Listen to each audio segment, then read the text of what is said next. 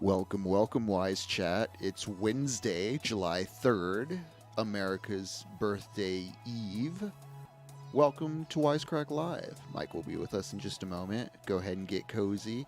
Hopefully, you're doing something revolutionary in the spirit of the founding fathers and watching us on the job. We'll be with you in a moment. Don't forget to lick the stream as you get ready to enjoy some judging of judges.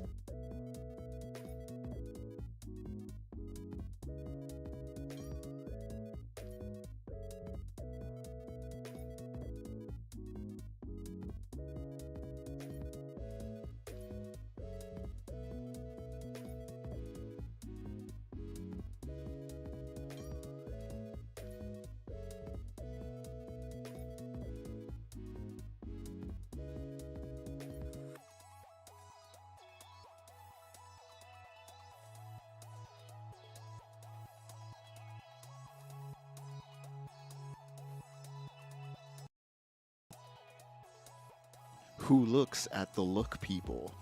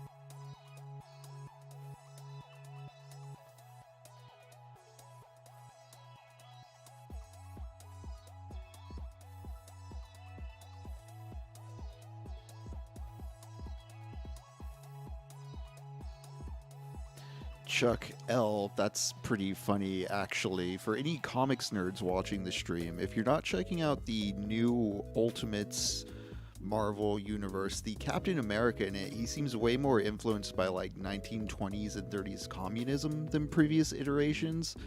And there's some interesting political theming going on with the Avengers in that continuity. I highly suggest people check it out.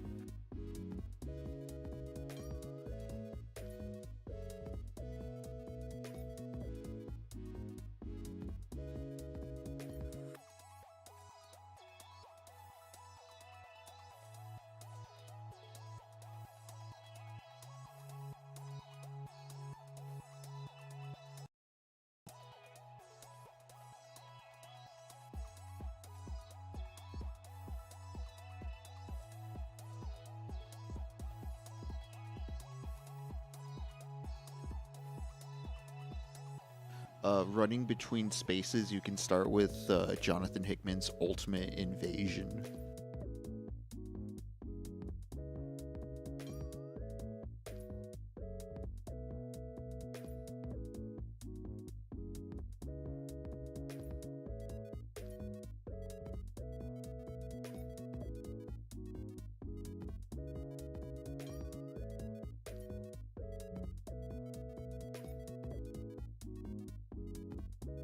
Go for it, John. I'm all ears. I like both movies. Yeah, let me hear your ex opinions.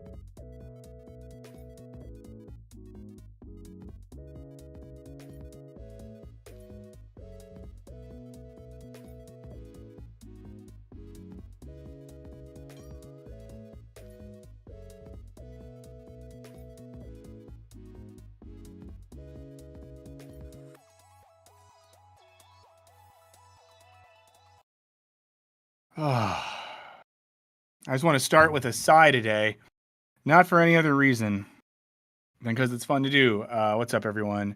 July 3rd. It's Wisecrack Live. It's Wednesday. It's the 4th of July Eve, the eve of the 4th, the eve of America. Taylor, I'm glad you're catching us live.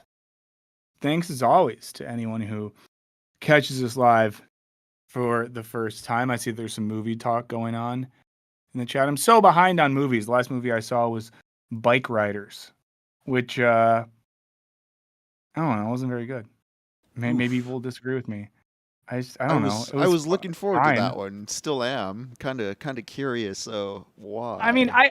I enjoyed many things about the movie. It looks very good. The performances are great. I will watch Jodie Comer and Tom Hardy do aggressive Midwestern accents all friggin' day. Those were awesome. Just elements of the story, I was kind of like, but but the accents were great. Like, then this guy comes here on his motorcycle and I fell in love with him. Okay, Jodie Comer, I see what you're doing. And Tom Hardy I'm not going to try, but it was fine. It was fine. It's not a sequel to The Dirt Bike Kid. Um, so yeah, hopefully everyone's having a good 4th of July Eve. If you're celebrating, if you're in Estados Unidos, the one thing I'll say is if you're in America, hopefully you get the day off work. That's all I can say about this. Hopefully you get the day off work. If you have plans for the 4th, let us know what they are in the chat so we could talk about them and maybe judge them. Quite a few things to talk about today.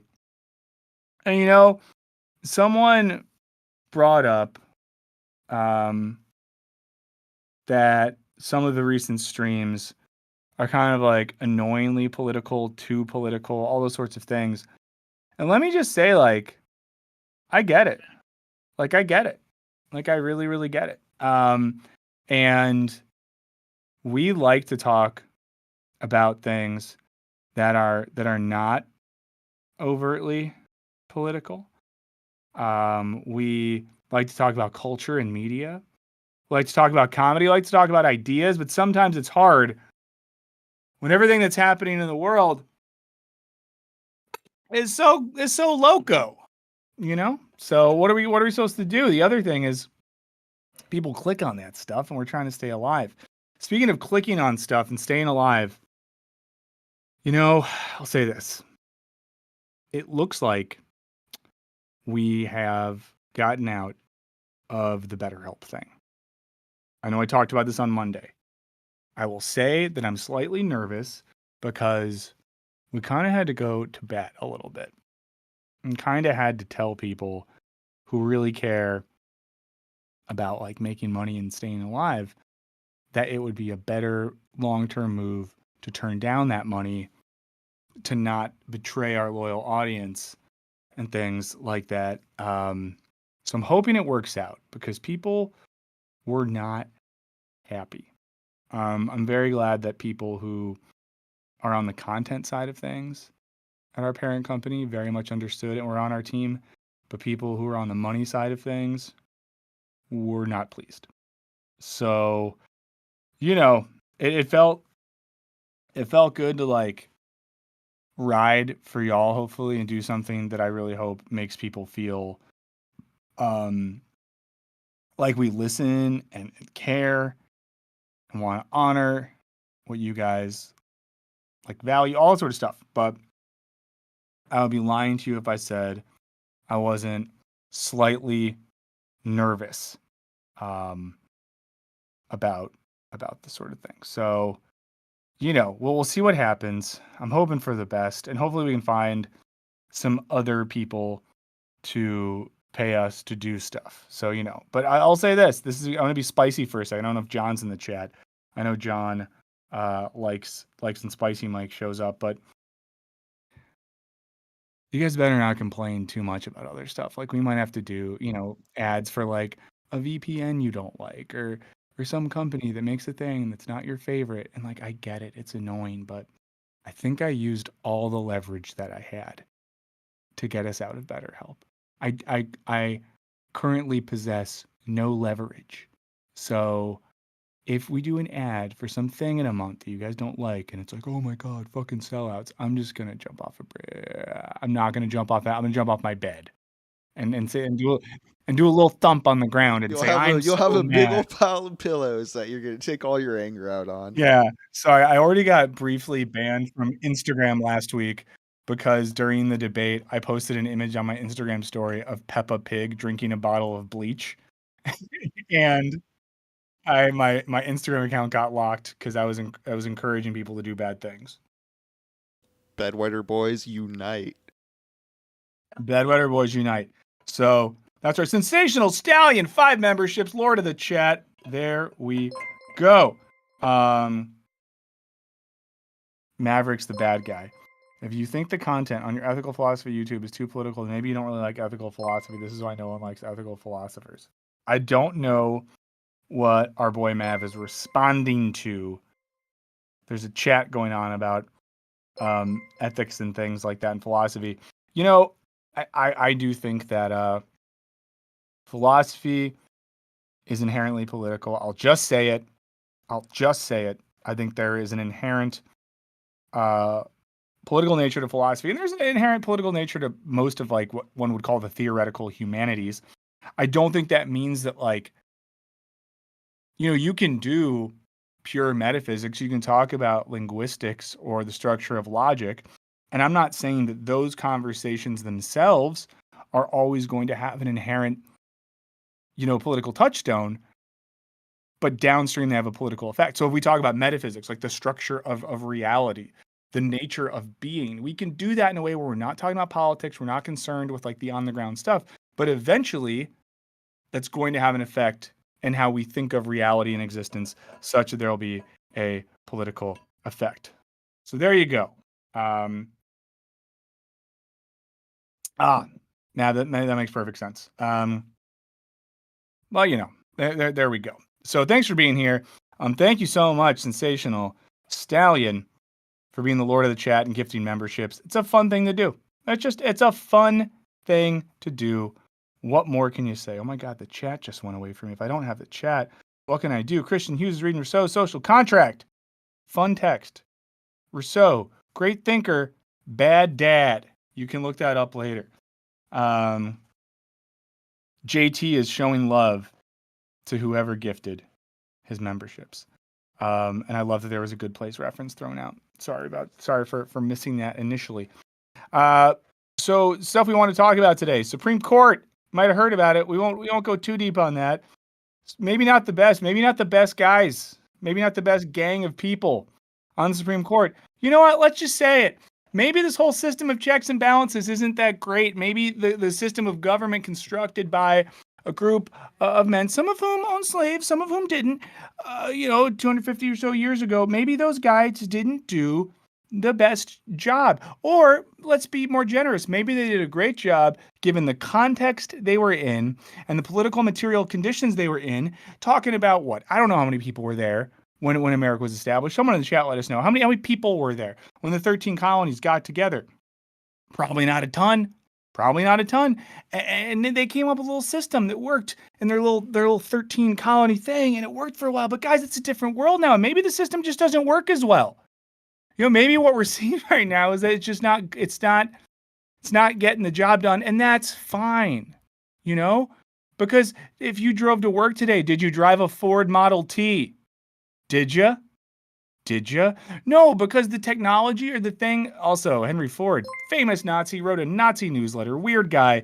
David, gifting 10 Wisecrack memberships. Lord of the Chat again. Lords and ladies, step up.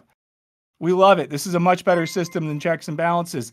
But I'm just saying, you don't drive a Model T because the thing that was the apex of technology and engineering and transportation in a certain era has been supplanted by other things. You know, let's be Hegelian for a second, right? Spirit progresses. Contradictions are overcome. A spirit moves forward to a point of full self-realization, the unity between object and subject. of nature in mind. And at a certain point, we might just have to recognize that it's not an either or. And this is me being nice to my conservative friends, to my America First friends. Like, I'm not saying that you have to say, and I know I'm ranting right now, I'll stop soon. You can say, I love the founding fathers. I love them so much. Founding fathers are great. Christ worked through them to establish a wonderful nation. You can say that. I'm fine with it. But then let's just say, but I must acknowledge that what might have been the best at that point in time is now not the best system for the current material, social, economic, and ecological conditions that we live in. So a system that maybe once made sense needs to progress, move on, be destroyed, rebuilt, all those things. Okay. Like the stream, and I won't stop ranting. But it's like anything in life. I'm gonna get too personal right now. I've been with the same person for 11 years. And I know what you're thinking. 11 years. When did you meet? When you were 9, you young son of a bitch? Thank you. It's called skincare. But our relationship doesn't operate the same way that it did 11 years ago. Our interpersonal dynamics have shifted. The way we interact with each other has shifted. We've grown, we've progressed, we've modified things, we've renegotiated things. Not like open stuff, in case you thought renegotiated. Seeing some weird polyamorous thing. No, we're pretty milquetoast in that way. But, because that's normal. Friendships. Think about long-term friendships you've had and how much they modify and change, right? Systems change. The way we do things change. The way we relate to others changes. The way we operate in our communities changes. So why are we so obsessed with a system of government developed by some people who lived in an era where if you got like the flu, you were fucking dead? I mean, guys who might have died of diarrhea. Shouts to them. I think it's an honorable way to go. On Veterans Day, that's who I celebrate. The veterans of the war against dysentery. But, it's just kind of what I'm thinking. Whoa, DSL's high school is paying for them to go to community college and take classes. That rips. That's a really good opportunity. I'm glad that you're doing that. So we'll talk about it. Let's look at some comments first. And thanks for being here. It's Wisecrack Live. As always, we're here partnered. If you wonder why I'm so jacked up, it's because this morning I drank a cup of Yes Please single origin. It's the Peruvian one. I didn't bring the bag with me today. I'm sorry. I can't show you the bag. They're very pretty bags. Or as Jody Comer would say in the Bike Riders, bags. But that's our coffee partner. They make really incredibly delicious coffee. Every single person thus far who's ordered it from the stream that I've heard from has been like, holy shit, that was really good. Producer Olivia, our colleague here, I gave her a bag of Yes Please. And she literally messaged me and was like, this made me understand why people like coffee. Holy shit, it is so good. So yeah, again, and this isn't, I say this every time. This is a company I reached out to because they make awesome friggin' coffee. It's for friggin' people based in Southern California. They do one thing. They make really good coffee and they send it to you. They don't send it to the grocery store. They don't send it to cafes. They just send it to you. They send it to you with a cool little zine that has playlists attached to it as well. So you can have tunes you can vibe to while you drink your coffee. They source it ethically and responsibly. They make it in a good way. They take care of their employees. So we like them. And we like coffee. So if you order a bag of Yes Please, you get 20% off if you use the code Wisecrack. They're not paying me to say this. We get a little bit of a kickback if you get a bag, but it's like almost nothing. So again, not a lot in this for us other than to say we like coffee. Many of you do. It is a cool company to partner with. So there you go. Check it out if you need that coffee. And they have decaf too, by the way. So if you are someone who doesn't want to be left out, but you're trying to cut back on the caffeine, get some friggin' decaf. Why not? The tunes they don't source ethically. The tunes are wildly exploitative. They have a stable of young indie musicians chained to radiators who have to make 9 songs a day with a MIDI keyboard and GarageBand, or they don't get to eat. That's not true. I just want to say that. That's not true. And it's also not true that the coffee is, in fact, dried spiders. The coffee is real, and it's ethical. So there you go. Thanks for liking the stream. Thanks for being here. Okay, let's check out some comments. Is the first one the Porkins one?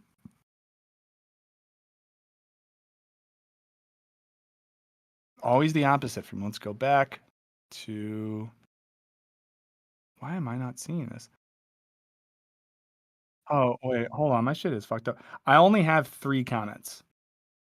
Okay. So it's the one. I see Lazarus G. I see Aloncar, and I see Port. Okay. Oh, cool. So this is and I pinned this one because they dropped some recommendations. So Aloncar, or sorry, I've said your name wrong, but I appreciate you if you're watching. Drop some stuff we talked about. Adam Curtis documentary, Hypernormalization, Slow Down by Koei Saito. If you have more recommendations, go check that pinned comment out on the last stream. We always want to share stuff, and know that you can use the comments on the VOD, not just to talk about the stream, but to like share stuff and for things that you like. Lazarus G, Lazarus is Risen, said, had meetings this morning, but wanted to say, I get it about the ads and I don't hold it against you. It's the world we live in. Most of us don't like how the shit goes. Yeah, it's tough, guys. You know, we all live in the world that we live in. I don't think any of us feel like our jobs, professions, or ways that we pay the bills are like ethically pure. If you feel like your profession, the way you make money, the way you pay bills is ethically pure, that rips, and I'm truly happy for you. But for many of us, it's very hard. And Porkins, friend of the show, said, piss your way to the polls. All the bedwetters, we're going voting. We're going voting. So there you go. Thank you, as always, for leaving comments. We really appreciate it. As this shows you, we do check those out. So feel free to leave comments on the VOD whenever you want. So here's the situation. You know, the Supreme Court, it's a body of humans, humans with bodies that are not elected by people. They're appointed by singular individuals that represent the ideologies of one specific party. They represent a court system that has some, elected officials in it, but a lot of officials, again, that have been put in place by a particular ideological apparatus. They've done some stuff. They had a pretty big week, I would say. So let's watch a little bit. Should we start with the Democracy Now thing, Henry? Yeah, sure. I can pull up that. So we'll watch some stuff and talk about this. This is our friend Amy Goodman. I feel like Amy Goodman's been in my life for so long. I remember I was listening to Democracy Now in college, and here she is, still doing it, wearing cool jackets. I'll press play. This one's longer, so if we want to get into it, I might 1.25 it. Trigger warning. Today's the final day of the U.S. Supreme Court's current term. We look now at several major rulings from the court's conservative supermajority. In a 6-3 ruling Friday, the court approved a power grab by corporate interests who want to strip federal agencies of their authority to regulate public health, the climate, environment, worker protections, food and drug safety, and more. The court struck down 4 decades of a precedent known as the Chevron Doctrine that stems from a Reagan-era ruling called Chevron versus Natural Resources Defense Council, which establishes that judges should defer to federal agencies on interpreting a law if Congress did not specifically address the issue.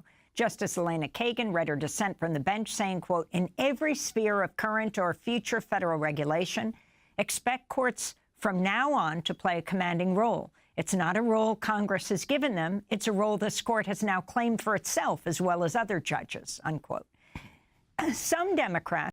And I think the gist for some of this, and the thing that stands out to me most starkly is a ruling like this gives a lot more power to fossil fuel companies.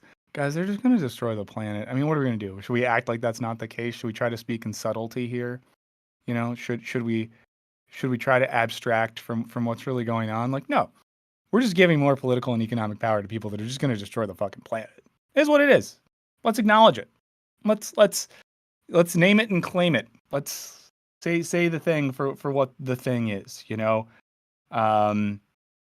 Pretty cool stuff.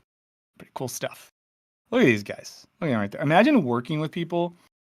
Actually, I'm sure some of us can do this. I was going to say, imagine working with people that you just fucking hate, but I'm sure some of you work with. But I'm sure some of you, if you're comfortable with this, in the chat, if anyone has stories about working with people they just fucking hate. Also, if you have longer stories, wisecrackclub666@gmail.com. We will get to emails at the end of the show today. got some good stuff that came in, a question from our buddy Julia, some other folks that we've been meaning to get to. So just a reminder, Wisecrack Live 666. Responded to the ruling by vowing to introduce legislation to protect their policy-making ability. Senator Ed Markey said the ruling would create, quote, a regulatory black hole that destroys fundamental protections for every American in this country, unquote. Meanwhile, Thursday, the justices voted 5-4 to block the Environmental Protection Agency's Good Neighbor Plan, which allows the EPA to regulate air pollution that drifts across state lines. Yeah, I mean, this is I think this is a pretty cool policy, right? The gist being, like, corporations are responsible for the pollution coming from their factories and plants, and that, like, if you live someplace or you're in one state or whatever, and your air is getting toxified by another company, you're allowed to be like, hey, don't, can you guys not? But now you can't do that. In a statement, Earth Justice wrote, quote, the court's order puts thousands of lives at risk, forces downwind states to regulate their industries more tightly, and tells big polluters that it's open season on our environmental laws, unquote. Sick. The Let's Supreme go, Court Amy had Coney to Barrett. issue a corrected version of its opinion in the case after Justice Neil Gorsuch confused the air pollutant at issue, which is nitrogen oxide, with nitrous oxide, which he continually nitrous Rock oxide. and roll. You can get nitrous outside concerts or at the dentist. That's fun. It's fun. It's not like their job is high stakes, you know. They don't nitrous gotta oxide. know things. They just have to make decisions. I've always called the Supreme Court the House of Vibes. They're just rolling off vibes in there, and I really respect referred it. to in the decision. Nitrous oxide is laughing gas, that dentists administer. He said this more than 5 times in his opinion. But this is no laughing matter. This all comes as the 2 years after the Supreme That was a pretty serious transition, Amy. Court gutted Roe v. Wade and its Dobbs ruling, and before today's highly anticipated ruling on former President Donald Trump's bid for immunity from his federal indictment for trying to subvert the 2020 election and stay in power. For more, we're joined by 2 guests.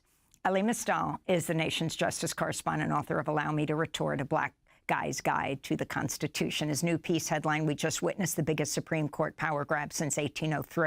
Can I just note something? Does it look to you, maybe there's 2 plugs, Henry, his microphone in the bottom corner, it looks like the power is plugged in, but there's no XLR cable into the microphone input. That might be a USB cord plugged in there. So it has both options? It might. Yeah. Mustafa Ali is the former head of the Environmental Sorry for that, guys. Well, recently, this is a digression. I was watching a horrible real estate show with my wife, and in the show, the 2 of the real estate guys were like recording their podcast, and it shows them sitting down with 2 blue Yeti mics, and there's no cords plugged into them at all. Like no power, no USB out to get into a computer, and they're talking. And I was just like, to my wife, I was like, this is fake. This isn't a real podcast, as if reality show is real in general. But it's just like, they're not even trying. Like no one was like, hey guys, can we at least like plug these in to create the illusion of something? And it just makes me think of the hypernormalization conversation from Monday, right? Like it doesn't matter that nothing is real because no one cares and we know it's fake anyways. Let's get back to these guys. Both well-dressed and well-haired men. Justice Program at the Environmental Protection Agency, now Executive Vice President of National Wildlife Federation and CEO of Revitalization Strategies. We welcome you both to Democracy Now! Mustafa Ali, let's begin with you. Let's talk about Chevron. For people who are not following this day and night, explain the significance of this decision. Well, this decision actually weakens our protections in relationship to clean air and clean water and the land. It says that the expertise that exists inside of federal agencies, those toxicologists, biologists, the others who have spent their life learning and then being able to help to make sure that our country is protected, are no longer valuable. It says that those who are in the courts now get to make the final decision if you are able to. And to me, that seems like the big deal here, right? We're kind of, and this seems to be a trend across the board. This idea that like policy makers and elected officials should have more influence and say than like scholars and experts. Because we're seeing something similar happen at all different levels of American society right now. We're like, we don't want to listen to theorists or philosophers or environmental thinkers, scientists.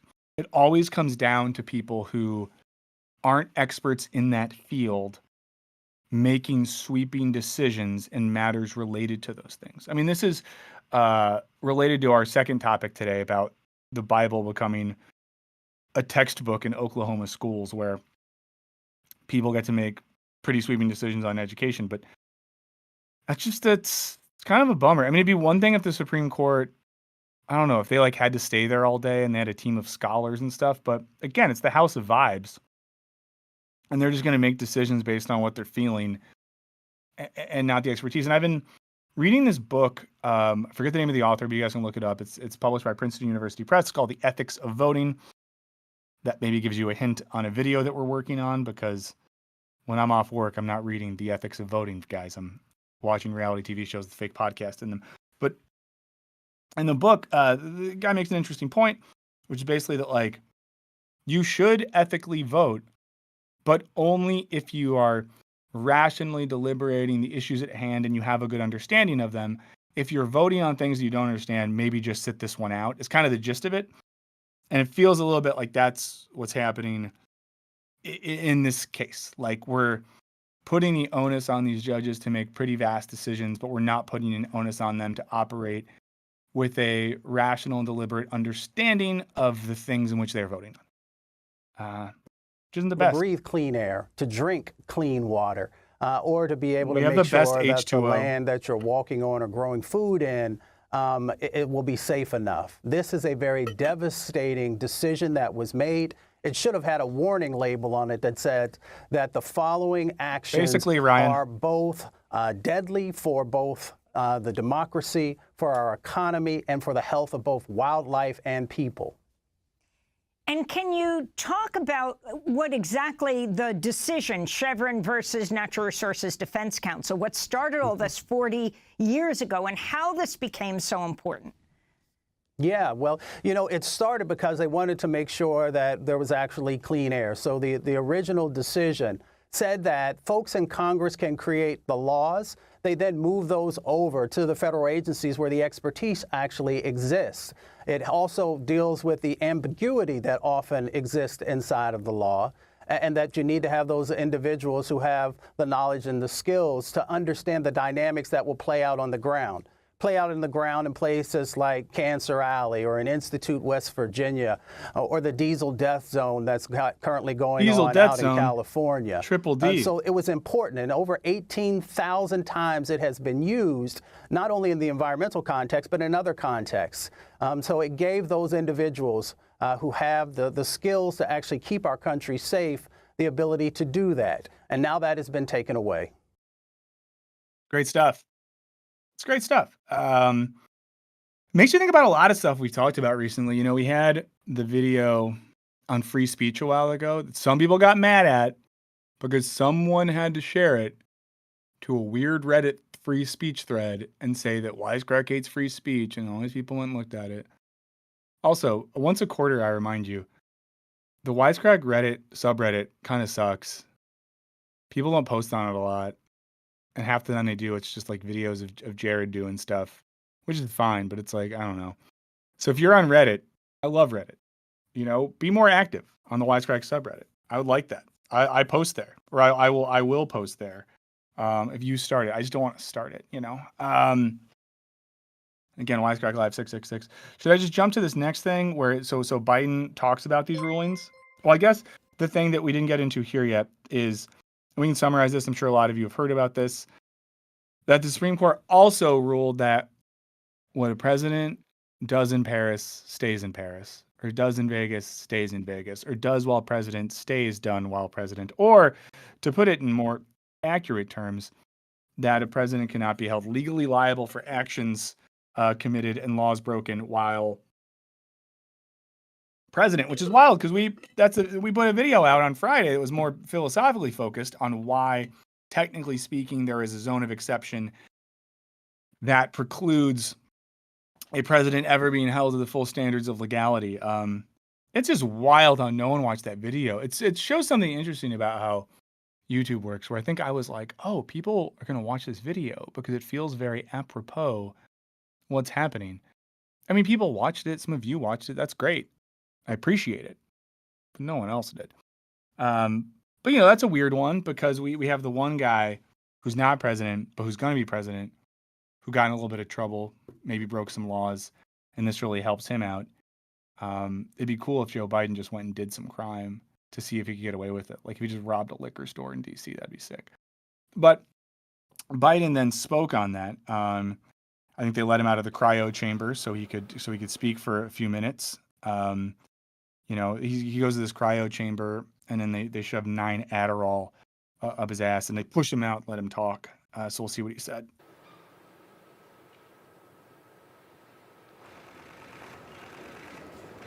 Good evening. The presidency is the most powerful office in the world. It's an office that not only tests your judgment, perhaps even more importantly, it's an office that can test your character. You guys ever hang out with your grandpa when he was in his 80s and think to yourself, this guy should be running the country right now? Like, this guy should be in charge of everything. Like, my grandpa, when he was in his 80s, maybe in his 70s, fell in a pool once with his wallet, and I had to, get him out of the pool, and we had to dry all his dollar bills off because he, couldn't differentiate between a deck and a body of water. And another time, when I was a kid, my grandpa took me on a walk in the neighborhood, but then he forgot where we were, and I knew where we were, but he didn't trust me, so he flagged down a car of, women, older women, and then he, got us a ride and was, trying to, spit game to these ladies and stuff like that. And it was, cool, but at no point was I thinking, wow, this is very presidential of you, Grandpa George. That's all. I don't know. Is anyone in the chat, has anyone ever known anyone in their 80s who you just think they would rip as a president?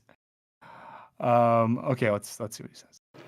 Because you not only face moments when you need the courage to exercise the full power of the presidency, you also face moments where you need the wisdom to respect the limits of the power of the office of the presidency. And be clear, the reason he looks like that and looks like that is because there's a prompter there and a prompter there. I This nation got someone in their 80s I would entrust to be president. Oh, are we thinking of the same person? Do you want 3, 2, 1? It's to name drop. We can do this. Okay. 3. So on one or after one? After 1. Okay. 3, 2, 1. 1. Ridley Scott. Scott. Yep, same thing. Yeah, no, Bernie Sanders, he's not he's not what the Democratic machine would want, but Ridley Scott, although not an American citizen, can turn a movie around on a timetable well That's a into much his better 80s. Yeah, he has the managerial acumen, I think, to run a state still. Well, how about this? If you're in the chat, a non-politician, 80 plus, who you think could be in charge of things, drop it in the chat. Someone said Patrick Stewart. Hell yes, Patrick Stewart. You know what? Yeah. Hell yes. I That's mean, a the great presidency answer. is 70% vibes. Come on, let's get some cool vibes in there. We got Patrick That man Stewart. is pure gravitas. Also, what a stupid rule you have to be born in America to be president. Who cares? No, I mean, who cares? Yeah, Here's where you're born. Yeah, melting pot. Come on now. If Yeah. the thing is, if you're so gung ho about American imperialism, shouldn't America take over the world? Shouldn't everyone be American? Shouldn't all those rights and liberties and freedoms extend to everybody? You know what? New rule. You should only be able to be president if you weren't born in America. I like that rule better. Let's go for it. Another rule. The only people that get to vote on who the president is are non-Americans. The rest of the world gets to vote on who our president is. So then it's maybe we should be good stewards. Maybe we should treat people well, Yeah, Guys, the imperial recompense, Yeah. That'll fuck with some people's minds right there. Except the Australians. Australians, you do not get to vote for a presidency ever. nation was founded on the principle that there are no kings in America. Each of us is equal before the law. Yeah, sure we are. No one is above the law. Not even the President of the United States. Not even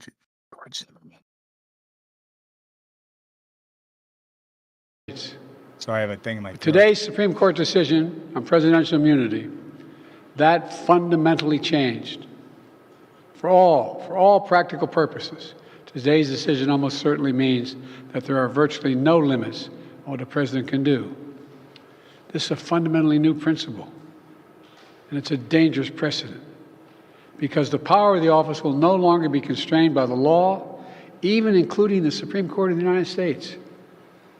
The only limits will be self-imposed by the president alone.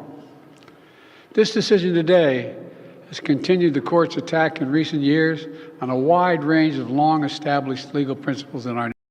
Okay, weird thought. Is the problem here that our collective imagination can only think of bad things? Here's what I mean by that. We hear about a law like this, and all we think of is, oh, if they can do whatever they want, they're going to do all the bad things. But like, I don't know. There's a world the president can do whatever they want. Maybe they're going to like alleviate debt or make a cool decision about education, or just be like, here's $1 trillion to build high-speed rail. Like, I don't know. It's kind of a bummer that we operate from this position in which and I get it in this instance, because we're thinking about, Donald O'Hallahan Trump. And so we think about what he might do, but I don't know. It's a weird take. I'm just spitballing with you guys today. Just spitballing with you guys. Oh yeah, I saw Mav's comment. Only bad things proved by lack of counterexample. Fair. Nation. From gutting voting rights and civil rights, to taking away a woman's right to choose, to today's decision that undermines the rule of law of this nation.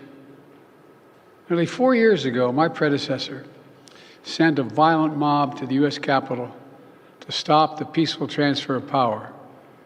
We all saw it with our own eyes. We sat there and watched it happen that day. Attack on the police, the ransacking at the Capitol, a mob literally hunting down. I feel like the January 6th example is kind of a diminishing returns thing at this point. The House Speaker, Nancy Pelosi. Gallows. Never mind. Never mind. You can guess what you think I might have said if I was truly going to go mask off right now to his last comment, but I'm not going to say it because I'm going to exhibit some restraint. Was erected to hang the Vice President, Mike Pence. I think it's fair to say it's one of the darkest days in the history of America. Now the man who sent that mob to the U.S. Capitol is facing potential criminal conviction for what happened that day. And the American people deserve to have an answer in the courts before the upcoming election. The public has a right to know the answer about what happened on January 6th before they are asked to vote again this year. Now, because of today's decision, that is highly, highly unlikely. It's a terrible disservice to the people of this nation. So now the American people will have to do what the courts should have been willing to do, but will not. The American people have to render a judgment about Donald Trump's behavior. Okay, this is kind of a weird pivot. You're saying that the court did a thing, a non-democratically elected a court did a thing, and now it's like on us to fix it?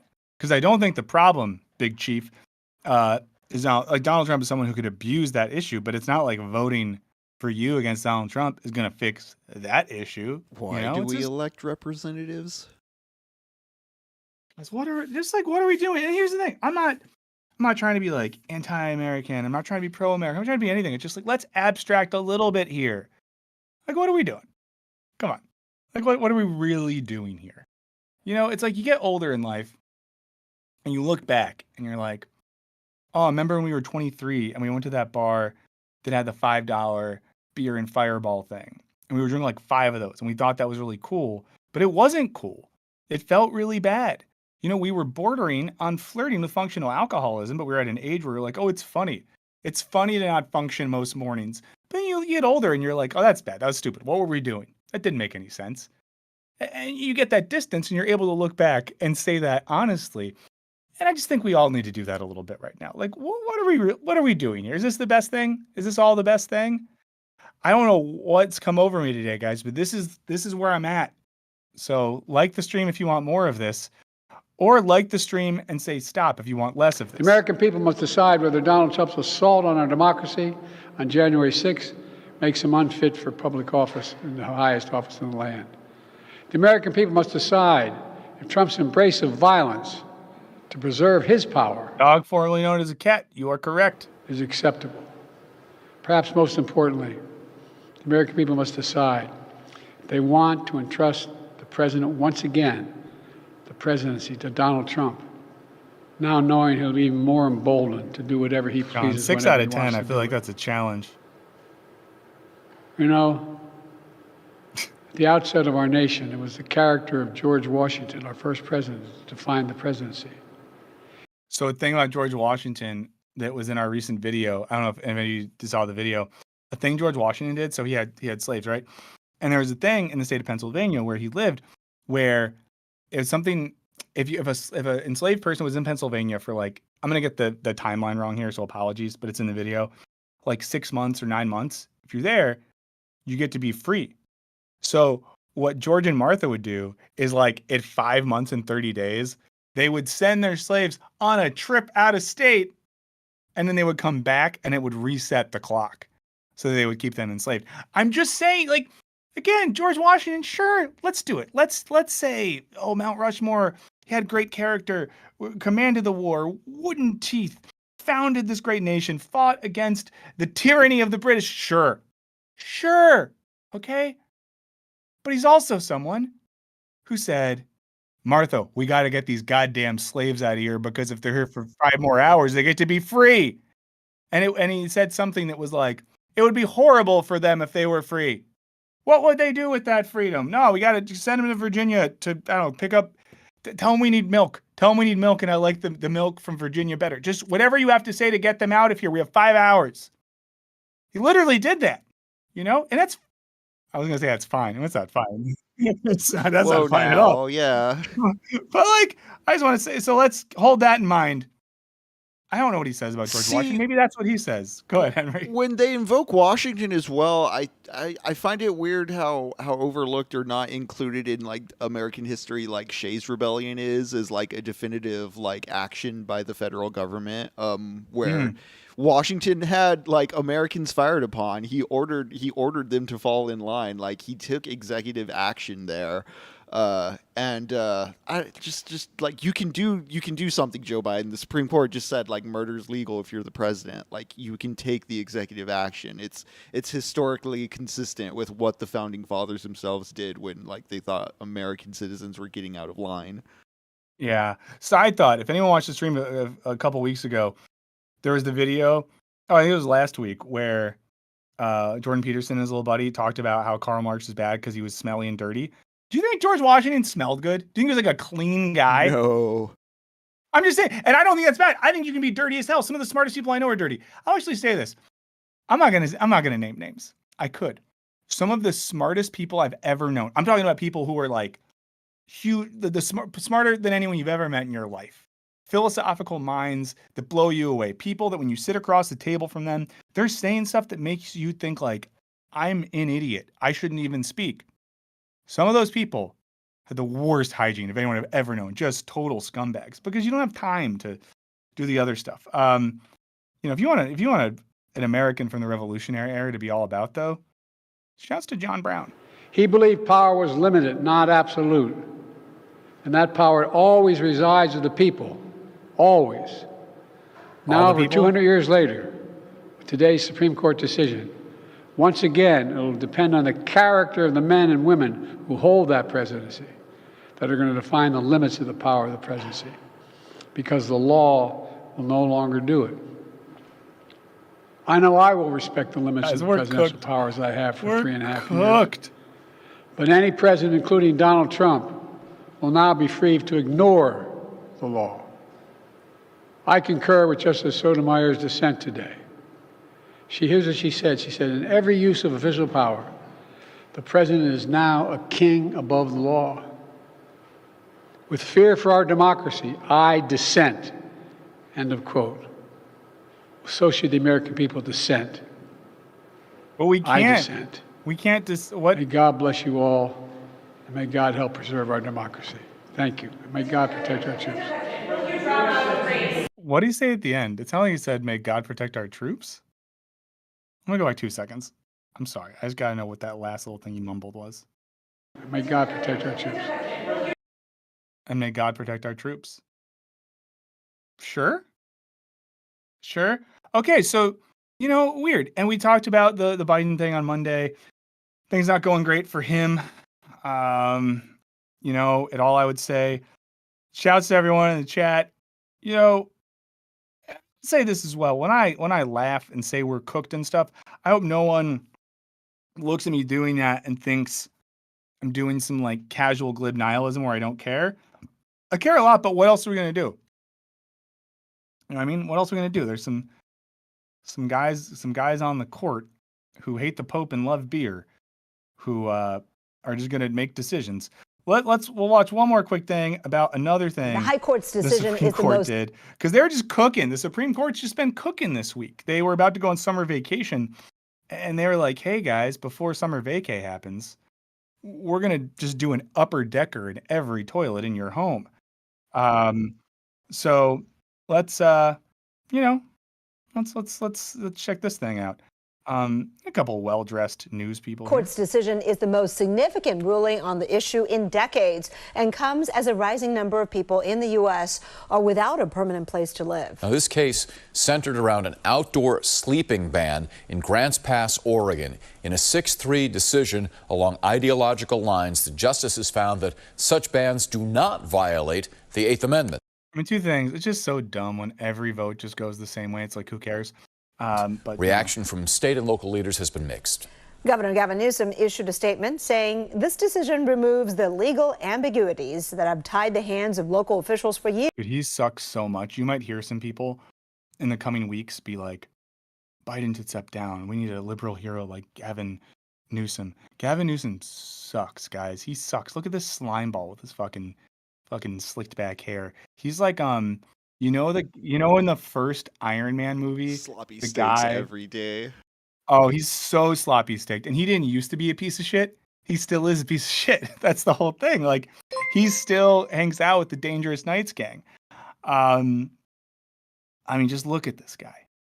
Years and limited their ability to deliver on common sense measures to protect the safety and well-being of our communities. Another city that's been grappling with the issue, San Francisco. ABC 7 News reporter Suzanne Fawn joining us now with reaction from leaders on both sides of this debate. Suzanne? So, Larry, Kristen, some San Francisco city leaders and concerned residents say this is a step in the right direction when it comes to tackling the homelessness crisis. The mayor says this gives the city the ability to take more aggressive action to keep streets clean and clear.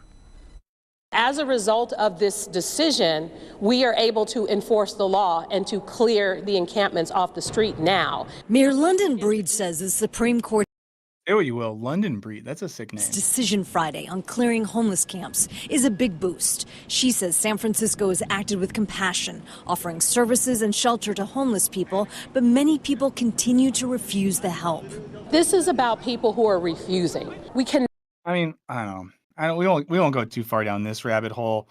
I'm sure some of you, oh my God, Rose Woods, that want to spread the word. The Board of Aldermen in Manchester, New Hampshire just suspended their own rules and changed city policy to fine people for sleeping outside, criminalizing homelessness. F the court. It's starting. Wow. I mean, listen, my whole thing today is I'm going to do the thing, like I said before, about how George Washington's good. I'm really considering both sides. I'm occupying the position of someone that's not really my own vibe. Almost this is 666. Let's get there. Like the stream. It helps. I'm fine with someone saying something like, I don't know, it's kind of a bummer that, there's unhoused people all over the streets. And, I don't love it in my community sometimes when I'm walking down the street with my kids and someone's like jacking off in a tent or something like that. I'm not trying to be silly. This stuff happens, Sure. I'm going to say it. That's not an insane thing to say. But when we think about the problem, hey, we went past 666. I'm in the studio so I can get into it. 666. Says. What's 6 in another language? I forget. But hey, We're here. We're here. We're clear. We got no fear. And I have a lot of fear right now. And I'm going to be honest with you. The people that are mad at me because of the BetterHelp thing are in this office today. And I had to walk by them on my way into the office. And I'm really afraid that when I stop streaming and I go to get a snack, someone's going to see me and want to talk to me about it. And I don't know what I'm going to do. And I don't know if I'm up for it. But 666. Listen, You got the power of the devil on your side. So what does it stand for? Freedom. It just stands for freedom. Drift King needs the dome, guys. Negative news has him down. Drift King's our guy, our 305 correspondent, the real Rick Ross, Dade County's own. Let's do it for Drift King. Say. Yeah, if you got Sitch. Anyone who knows other languages, drop it there. But here's what I was saying before, like, it just, when they do this sort of stuff, it's not like, let's expand. Okay, let's do it this way. There's a web. Imagine a spider's web. And in this web, there's a lot of different bugs. Maybe there's some sticks, there's some other stuff. And we might look at one little thing on that web and think of it as an isolated thing, but in fact, it's affected by something else in the web. It's affected by something else. They're all connected, you know? Madame Web could see this. Great film. Never saw it. Won't ever see it. Great film. And when we think about a problem, like the problem of people that don't have a place to live, we might look at it as like a simple isolated thing. These people live on the streets. We don't like to live on the streets. Put them somewhere else so I don't have to see them on the streets. Oh, they don't want to go to the other place? Well, that's bad. We'll put them in jail. Great. But especially in a state like California, it's like, well, why do people live on the street? Well, let's look at, I don't know, rent in a state like this. Let's look at rent protection. Let's look at the real estate lobby's influence on local policies and legislations. Let's look at minimum wages. Let's look at access to education that can prepare people, for those jobs. Let's look at public transportation that can get people to the jobs they need to be to. There's a lot of things in this web. Again, this stream is brought to you by Sony Pictures. Shouts to Madame Web. It's now available on Tubi. And they'll pay you to watch it. If you go to tubi.com/Madame Web, you'll get $5 to watch Madame Web. But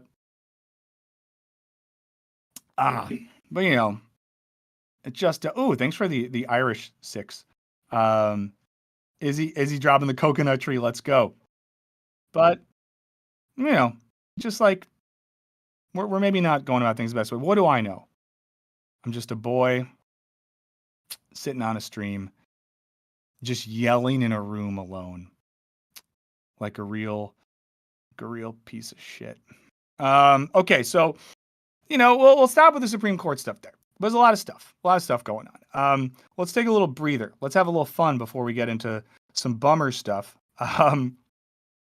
If anyone's watching anything they're loving, would love to hear about it.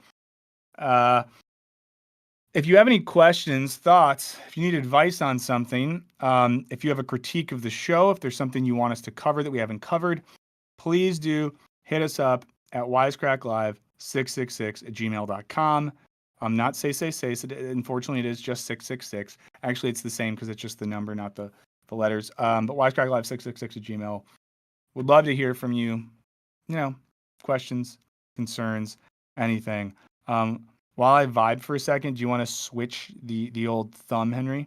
And I'll get a new title up. Awesome.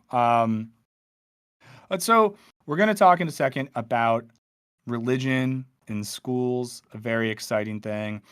I think it'll touch on some of the same stuff. But I would ask that I know we haven't gone to the Harris hole in so long. We'll have to go back soon. So there you go. Wow, Julia's rewatching Desperate Housewives. That show is wild. It really gives us a different picture of things. A lot of people are watching Lost this week because it's out on Netflix now. So people are watching that. So there you go. Station 11, someone just watched that. Station 11's good. And I actually think you're right. Station 11 is one of the few post-apocalyptic shows that is dark as hell, but reflects on the possibility for goodness and humanity emerging in that context. And I do like that they inherently connect this sort of Awesome. I like how in Station 11 they emphasize the connection of like human community to non-commercial creativity, which I think is really important. People are, yeah, X-Men 97. X-Men 97 kind of ripped.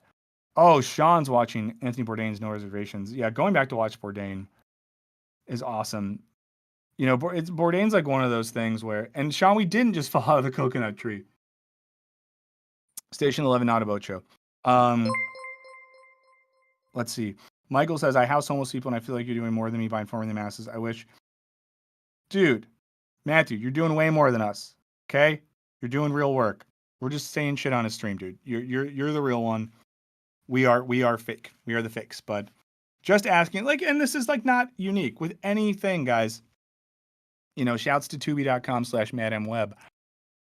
Oh, you got to have that Madam Web vision. Okay? Look for the connections. Abstract from the specific thing and look at, you know, because we didn't just fall out of the coconut tree. We were shaped by the conditions that led to where we are, or something like that. John is obsessed with me jerking it in a tent. It is what it is. But just important to think about that. And that doesn't always mean, to be clear, like, it doesn't always mean that every left-wing position is right or something like that. Not at all. It just means we have to abstract to look at the connections between things to try to understand, understand their situatedness in historical, material, and economic reality. Someone just said something in chat that I'm not going to read out loud that I think is very funny, but I don't want you guys to know that that's the sort of thing I think is funny.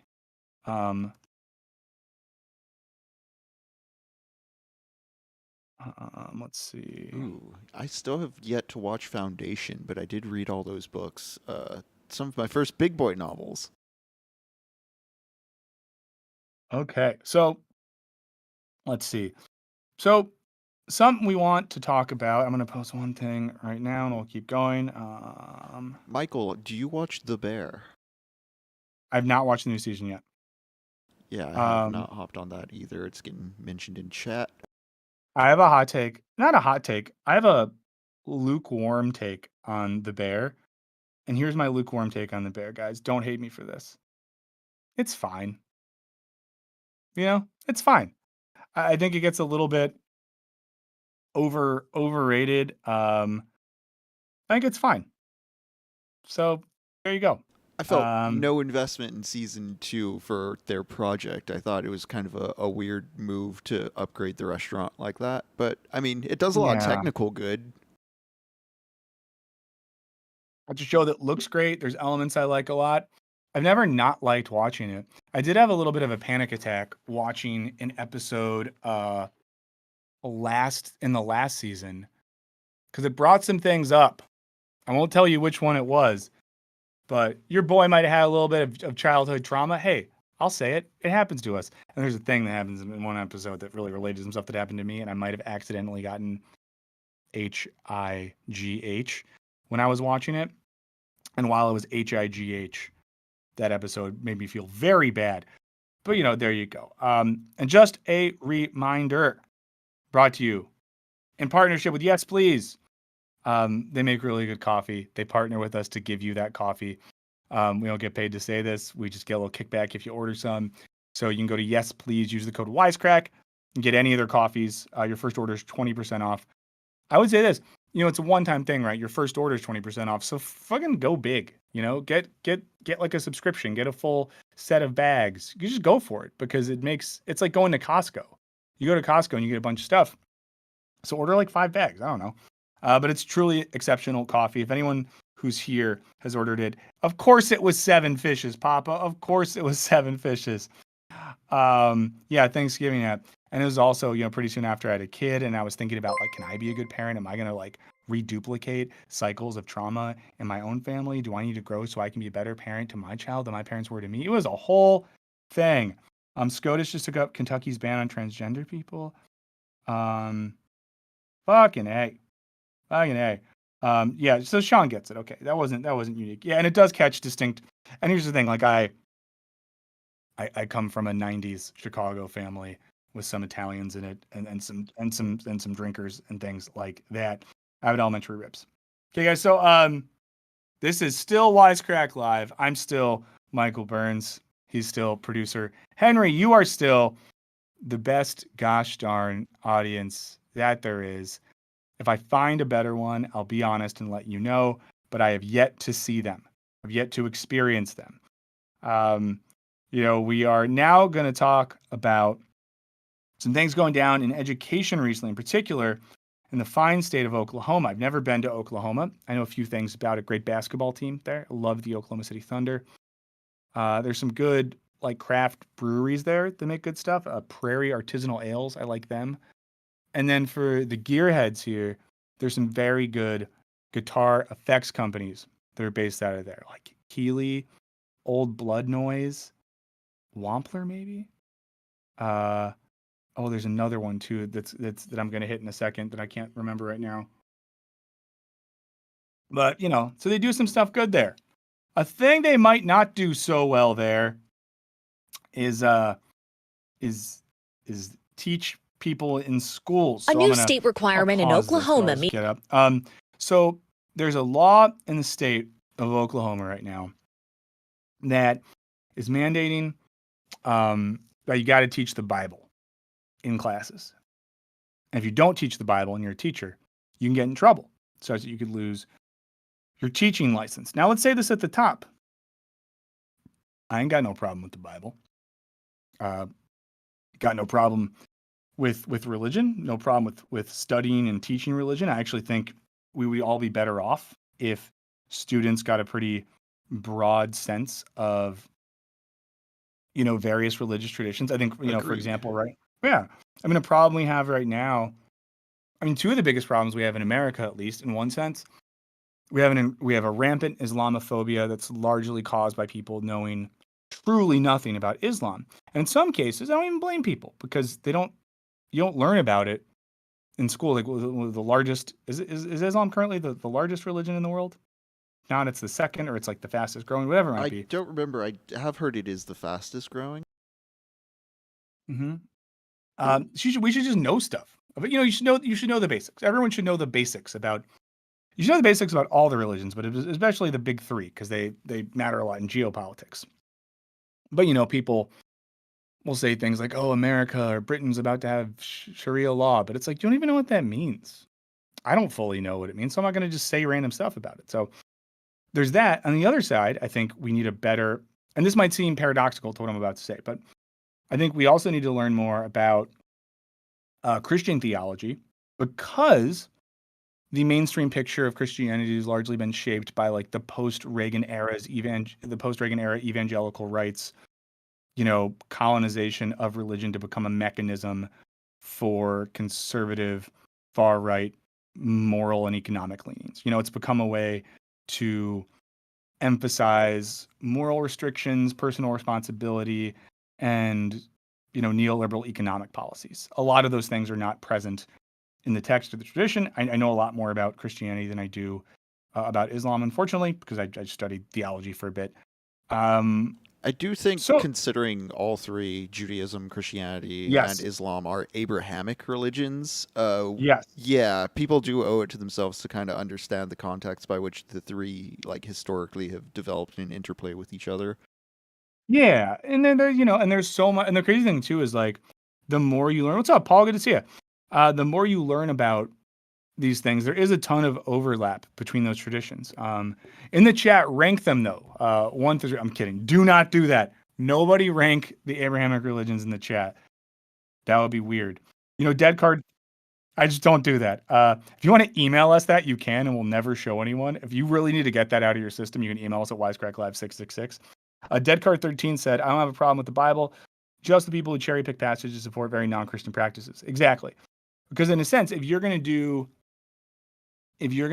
the, what's it called? If you're going to start using the Bible to justify your own motions, or if you're going to read it in a very literal sense, then you got to be kind of comprehensive. Because, for example, there's a verse. I'm gonna read it. We're gonna read a Bible verse on stream. Henry, I'll send you a link to this if you want to put it up. You don't even have to. Welcome to Wisecrack Live. This stream is brought to you by PureFlix. If you go to pureflix.com/wisecrack, it's not going to do anything. But check this verse out. So it's Micah 6:8. It's from the Old Testament, Hebrew Bible. And it says, "He has shown you, immortal, what is good." So this is saying, like, what does God say is good? And what does the Lord require of you? To act justly, so to seek out justice, to love mercy. Mercy, I think, implies a sort of kindness of forgiveness, and to walk humbly with your God. I used to work for a nonprofit that was their sort of like thing, you know? So I just think, like, if we're going to do the whole, friggin' using the Bible to dictate our morality thing, let's think about that. There's another thing. I want to see if I can find this real quick. Oh yeah. Okay, well, we won't show the whole thing, but I'll just say this. There is. Okay, yeah. So I'm just gonna. I won't send this whole thing, but so when we think about like Sodom, right? Sodom and Gomorrah, people in America, especially on the far right, will use the sodomites, sodomy, to basically say like the Bible doesn't like when you do butt stuff, and they'll use that to say shitty stuff about gay people. But this is from an article, and this is written by a theologian named Patrick Cheng. I'll show you a quote from this. It just says, "The Bible expressly describes the sin of Sodom as radical inhospitality. According to the prophet Ezekiel, the real guilt of the Sodomites was the fact that although they had pride, excess of food, and prosperous ease, they did not aid the poor and needy, and they were haughty." That's from Ezekiel. Ezekiel 16. In Hebrews, it says, "Do not neglect to show hospitality to strangers, for by doing that, some will have entertained angels." Let me see if I can find this so we can look at it so people know we're not lying. I had a professor in college. I took a it was basically a cross mythological examination of various religions and mythologies, and that hospitality thing, that's cross cultural. Like, that is straight out of like the Odyssey, and there are so many other examples in other religions. That seems to be kind of like a baseline human agreement. Like, don't fuck up hospitality. Definitely. I sent you a link for that verse if we just want to pull it up so people know we're not lying. And even, like Jacques Derrida, Jordan Peterson's favorite French philosopher, Jacques Derrida was huge on this idea of radical hospitality as the ultimate ethical stance. And what does radical hospitality means? That we are never not hospitable to the stranger, to the other, even to the point where we don't understand it, even to the point where maybe ideologically opposed to that person. Our friend Michael Luxembourg is a big radical hospitality guy and Derrida guy. And of course, Lux is very steeped in the Hebrew Bible and the Jewish tradition, and understands that that's one of the big ethical paradigms of Judaism, is that radical hospitality. So, in Ezekiel, it says, "This was the sin of your sister Sodom. She and her daughters were arrogant, overfed, and unconcerned." I mean, think about that. Think about societies these days that are arrogant, overfed, unconcerned, and did not help the poor and needy. I'm just saying. And this is why reading these books is important. So note that I'm saying all of this before we get into the Oklahoma thing, lest you think that we're doing a really boring religion is bad and stupid thing, okay? We're not doing a Richard Dawkins thing, because that would make us incredibly boring. That's what that would do. Like the stream if you never want to hear us talk about the Bible again. Hector, we learned something new today. So, and the point once again is, anytime you hear someone be like, use the Sodomites to do some homophobia thing, it's like, no, actually, God was pissed that they were a bunch of rich assholes that didn't help people out. So, there you go. We're having fun today, guys. We're having a good time today. I'm glad we're here together. As always, like the stream. So let's learn about Oklahoma. A new state requirement in Oklahoma means when students return to school in the fall, they'll have a Bible in their classroom. At least that's what State Superintendent Ryan Walters promised Thursday in a memo to Oklahoma State schools, saying effective immediately, all districts must comply. Every teacher, every classroom in the state will have a Bible in the classroom, and will be teaching from the Bible. You think that guy's cool? You think he's like a cool guy? You think that guy's like a cool guy to hang out with? Attorney General's office questions the interpretation of the directive, saying there is no legal authority for a memo from the superintendent to require content, but that is not what the memo appears to do. But Walters doubles down. They might need to look at it again, but it's pretty clear. It is required of all districts starting this year. Reaction has been swift. I wanted to be able to come here and thank Superintendent Walters. While support for the move has been loud, so too has the backlash. Americans United for separation of church and state telling NBC News they're exploring options, saying in a statement, public schools are not Sunday schools. This is textbook Christian nationalism. And again, like, you can be someone who rides for religion hard, loves church, loves your Lord. But when we start to mandate the teaching of specific religious traditions as inherently true or as inherently universal or inherently connected, and the guy's going to say this in a second, so I'm not just making this shit up, as inherently connected to the values or the principles of the nation in which you currently live in, it is flirting with Christian nationalism, right? It is establishing a certain religious tradition and text as foundational to the political and moral fabric of a particular nation. If anyone in the chat grew up or went to school someplace where they read the Bible, let us know. Jack ranked the religions. I asked him not to, but he did a super chat, so I'm going to at least acknowledge it. But then Jack did say they have mad love for non-Abrahamic cousins. So, there you go. But I asked you not to, but I appreciate the super chat. So you really put me in a bind here, Jack.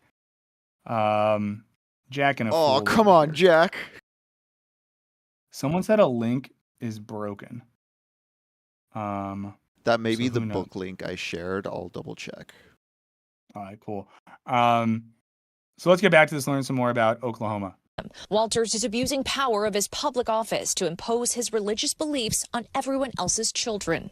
Is there any intention to basically create more Christians within the state of Oklahoma? No, that's not the goal here of the of the act here. The goal is to have an accurate view of American history. Okay, so let's start with that. Do we need to have the Bible in school to have an accurate view of American history? Let's think about this from a couple sides.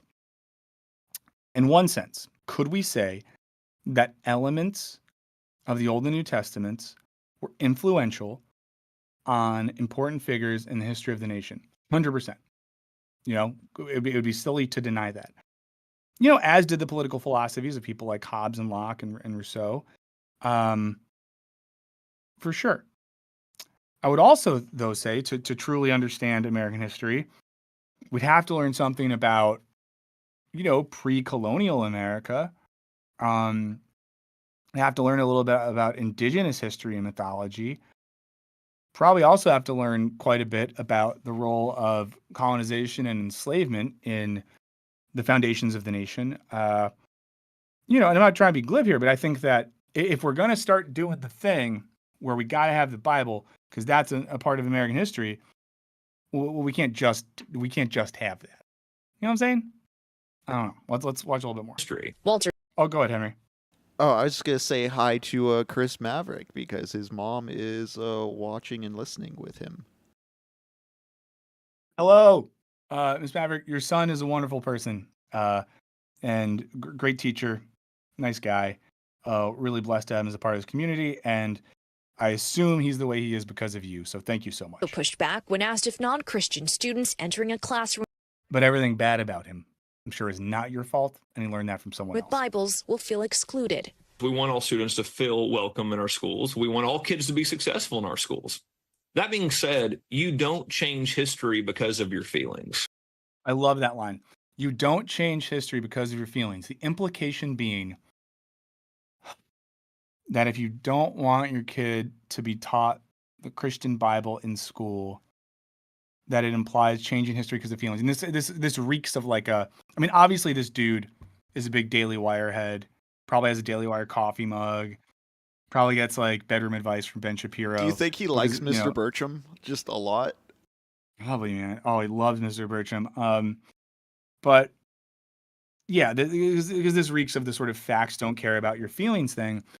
I mean, A, feelings and emotional states do matter. We're not just rational creatures. We're rational emotional creatures, and our rational and emotional systems are interrelated, and importantly so.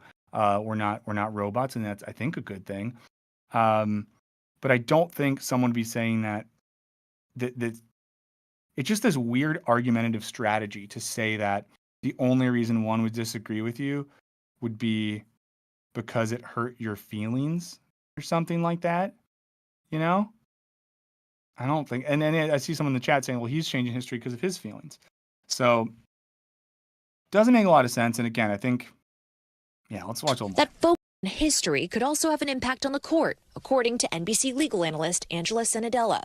I think that the historical intention behind it is definitely their strongest argument. I do think that it is a weak one, given the other parts of the test that the Supreme Court has administered in order to determine if there is a violation of the Establishment Clause. The Establishment Clause. I'm sure the Supreme Court is going to do the right thing here, guys. So, as soon as this works its way up to the Supreme Court, it's going to be fine. Also, I took a pill 5 minutes ago, so I forgot the whole first half of the show. Of the First Amendment that prevents the government from respecting an establishment of religion, also a topic of debate in Louisiana, where last week Governor Jeff Landry signed a law requiring the 10 Commandments be displayed in all public school classrooms by 2025. Civil rights groups. This is a weird one. That's a weird one. Put the 10 Commandments in all schools. Pocket on behalf of multi-faith families, setting up legal showdowns over church and. It'd be very funny if a teacher. Wait, is it Biggie that has the song "The 10 Crack Commandments"? I might be getting this wrong. I think it's Biggie, but maybe it's not.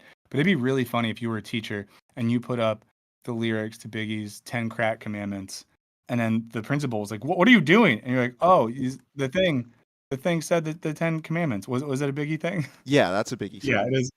So if you're a teacher, I know some of you are, in Louisiana, I would just say push the limits. Put up the lyrics to Biggie's 10 Crack Commandments. And I think that would really be a funny thing to do. What are those commandments? Let's see. Number uno, never let no one know how much dough you hold. That's fair. Number 2, never let him know your next move. Agree. Number 3, never trust nobody. I don't love that. Number 4, never get high on your own supply. That's fair. Number 5, don't sell crack where you rest. That's good. Number 6, you don't want to use credit. 7, keep your family and business separated. These are great rules. Number 8, never keep no weight on you. I think that's good. Number 9, should have been number 1 if you ain't getting bagged. Stay away from the police. And number 10, let's see. Yeah, we don't work on consignment. Yeah, I honestly think there's some good stuff there. You could apply it to non-drug sales, and I think still get some life out of that. Hey, like the stream if you're here. It helps us out, and we appreciate it. Let's get back into this. That could end up in front of the Supreme Court. Frankly, there's always been this tension between the two clauses of the First Amendment of free exercise of religion versus the Establishment Clause. And this court, because they seem more amenable to moving in favor of free exercise and a little more against the Establishment Clause, that battle is just ripe for this court today. Now, we asked the Oklahoma State Superintendent what the punishment would be for teachers who refuse to follow the Bible requirements in the fall. Tom, he said they could face losing their teaching license. Thanks for watching. Stay updated about breaking news and top stories on the NBC News app or follow us on social media. Thanks. I want to know more about how a new directive from Oklahoma. Oh, sorry. I'll pause. Thanks. I know the other interview is longer. I'm curious about what it looks like in a more detailed level, what he does get probed a bit harder in the other interview if you'd like to go through it.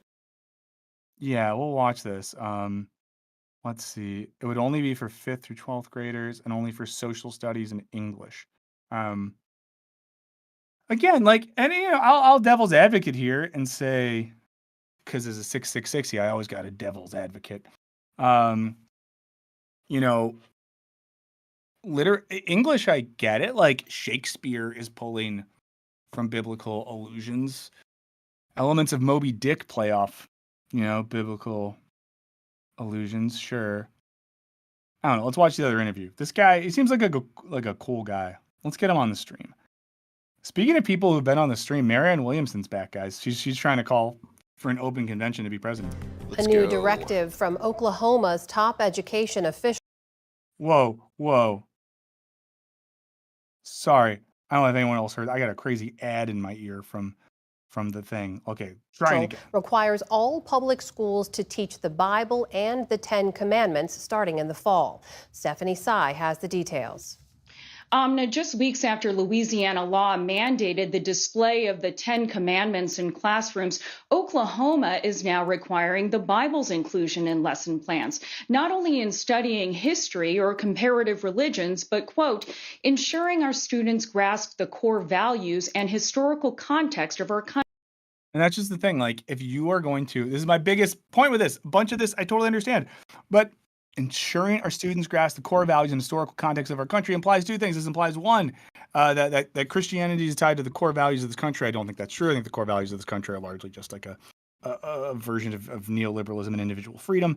And you could maybe say democracy, and democracy is in no way a biblical invention. And the historical context of our country, it's just like, sure, but I would say the Bible, I don't think the Bible would even be in the top 3 if we were really going to talk about the historical context of America. Someone could disagree with me. It's 4th of July, but like, I'll say this: if America was really so Christian, why don't we go to church on the 4th of July?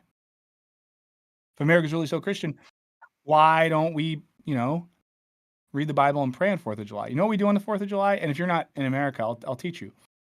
We grill low quality tubular meats, which in fact is something we got from the Germans. We drink, Pilsner and lager beer. Again, the Germans. Blow up fireworks. Thank you, China. And then we listen to like maybe bad American music or whatever. But that's what we do on the 4th of July. It's a, German Chinese holiday, basically.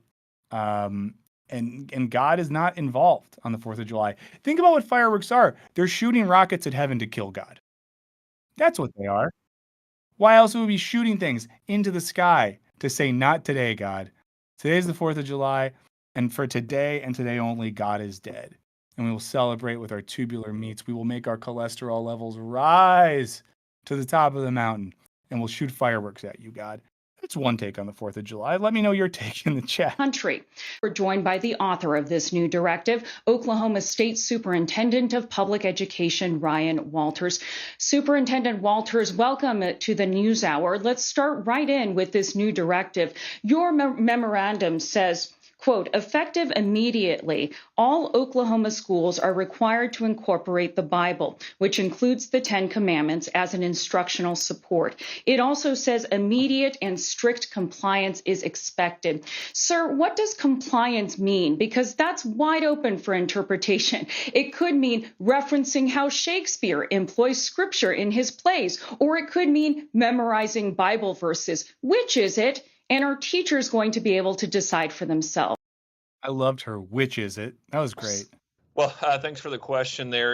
We've issued this guidance, and we are issuing additional guidance to classroom on specificity in the upcoming weeks. So we have standards that are in place that talk about that our teachers are to teach the role religion played in the classroom. We have since seen that they are. Yep, our teachers have to teach the role religion played in the classroom, are the words that came out of his mouth. Are not doing that. They are not talking about in their classroom the role that the Bible played in American history. So we will be offering additional guidance to districts that they will have to comply with, which is to ensure the teaching of our standards and the role the Bible played in American history, dating back pre the Constitution, whether it's the Mayflower Compact, the Pilgrims, all the way up through Martin Luther King Jr. and civil rights. That feels kind of bad. I'm going to be honest. I feel like there is the way in which people with a pretty nationalist conservative agenda try to use MLK. It often feels bad. Movement where he repeated. Especially because, let's just say it, the way in which MLK often used scripture was in a more liberatory capacity. So to think back to Micah 6:8 and the verse of Ezekiel we looked at, what a day, by the way, that I'm just here being like, when we read the Bible together. I think that's kind of what he was doing. In particular, I know for a fact that MLK would sometimes use scripture as a way to talk precisely about the injustice that was foundational to America. So if you're going to say, if you're the little nice hair, all right Oklahoma boy, I don't know if he's all right. He's probably all right, but I guess it's like not fair, libel, things of that nature, sarcasm. But, it's weird to use MLK because you're trying to say, I'm going to get there, guys, that the Bible was foundational to the ideological architecture of America.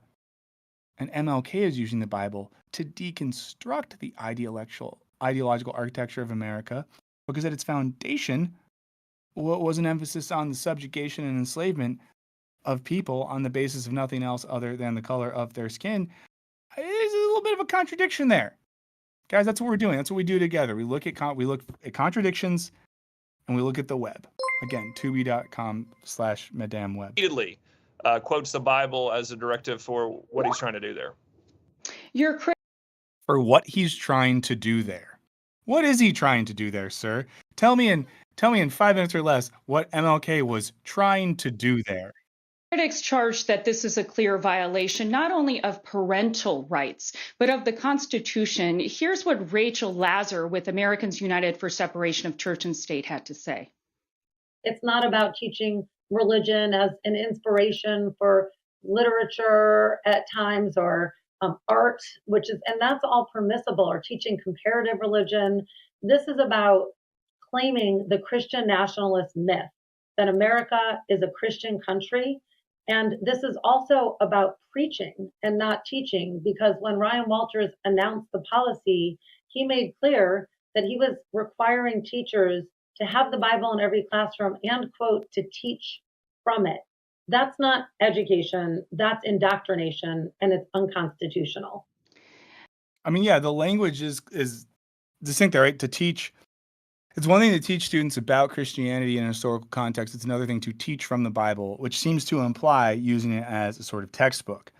Anyone who grew up in a school where they taught you the Bible, let us know what that was like. So Jack says, this clearly breaks Jefferson's separation of church and state. Also, they'll put up Protestant commandments instead of Catholic commandments. P.S. Check out Benny the...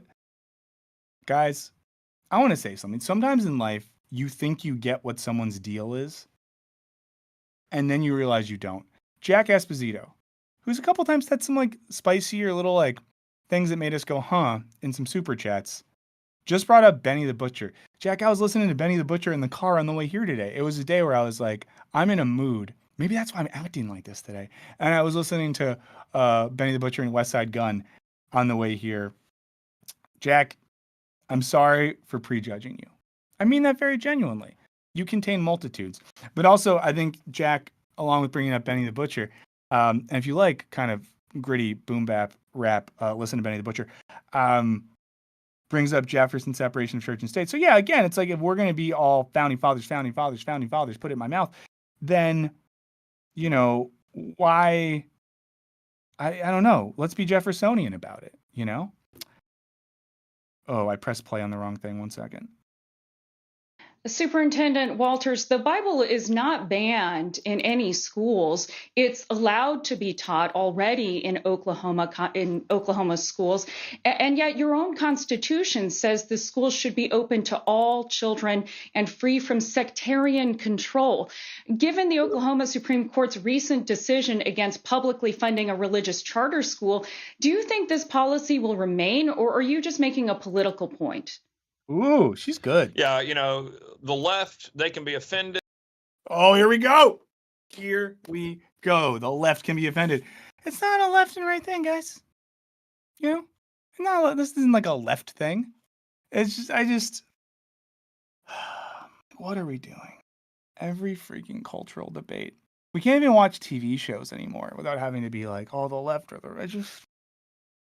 What are we doing? They can be mad, upset, but what they can't do is they can't rewrite history. We are going to show the countless... They can't rewrite history. I'm going to say this too. I think that accent rips, that like kind of like oil country thing. It's cool. I hate when it says stuff like this, But again, if we're going to base it off what the woman they showed the clip of, Lasser, who I guess is like a separation of church and state person or some educational advocate. She didn't try to rewrite history. She was just like, yeah, use the Bible, talk about art and literature and history. That's fine. That's totally fine. You should do it, Ryan Walters. But it seems like the counter to what he's saying is just like, but you cannot mandate the teaching of one theological tradition as factual and inherent to the fabric of this country. Citations. The Bible was cited more than any other document in the 1600s, 1700s political writings. It is. That's just not true. Historians in the 1600s and 1700s and all of the political writings in that 200-year stretch, the Bible is cited more than anything else. I don't know if that's true. I've read a good amount of political philosophy from that era.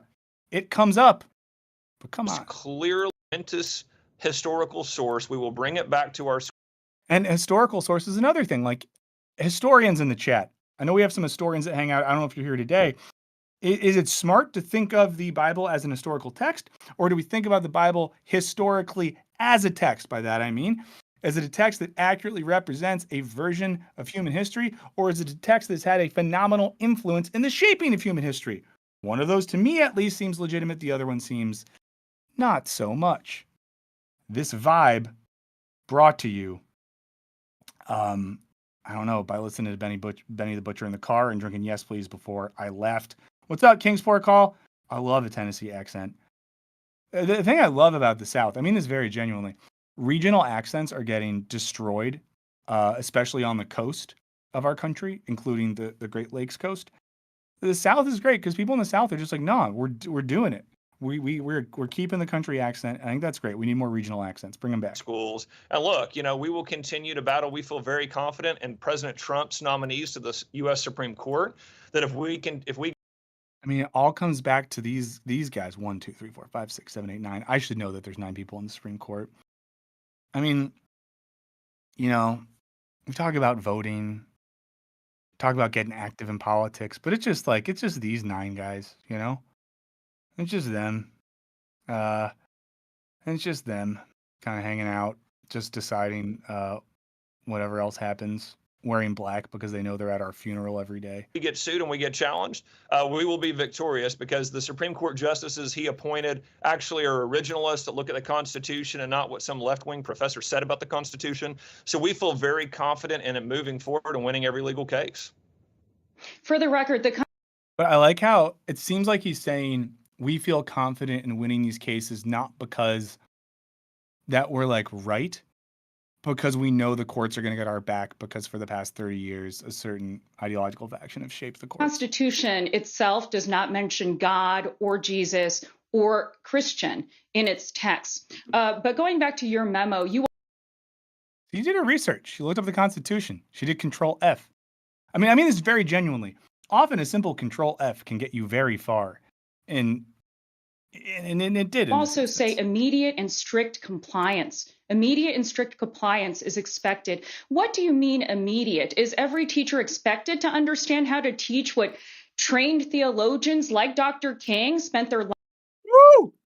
She's great. This is great. Which version do you teach? Trained theologians like Dr. King. What do you know, Walters? You're just a guy. He's a guy who's trying his best in the world. Positive vibes, Michael. Positive vibes, Michael. That's great. Because again, here's why teachers rip. Because teachers are individuals who spend their time both learning a subject and learning a pedagogy that helps them communicate that subject in an effective way to people. That's what it means to teach. If you just know how to teach and don't know stuff, you're not going to be a good teacher. If you just know stuff and don't have a strategy for communicating that information, you're not going to be a good teacher.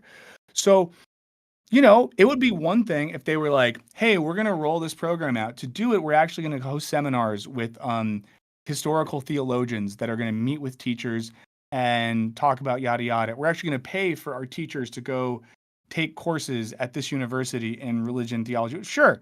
But let's see what he says. I'm sure he has a really good answer, and I'm just being judgmental. Lives trying to interpret? Are you going to have Bible classes for teachers? And what if they don't comply? What happens? Well, first, you made an absurd assumption there, which is the Declaration of Independence that our right come from our Creator. First, you made an absurd assumption.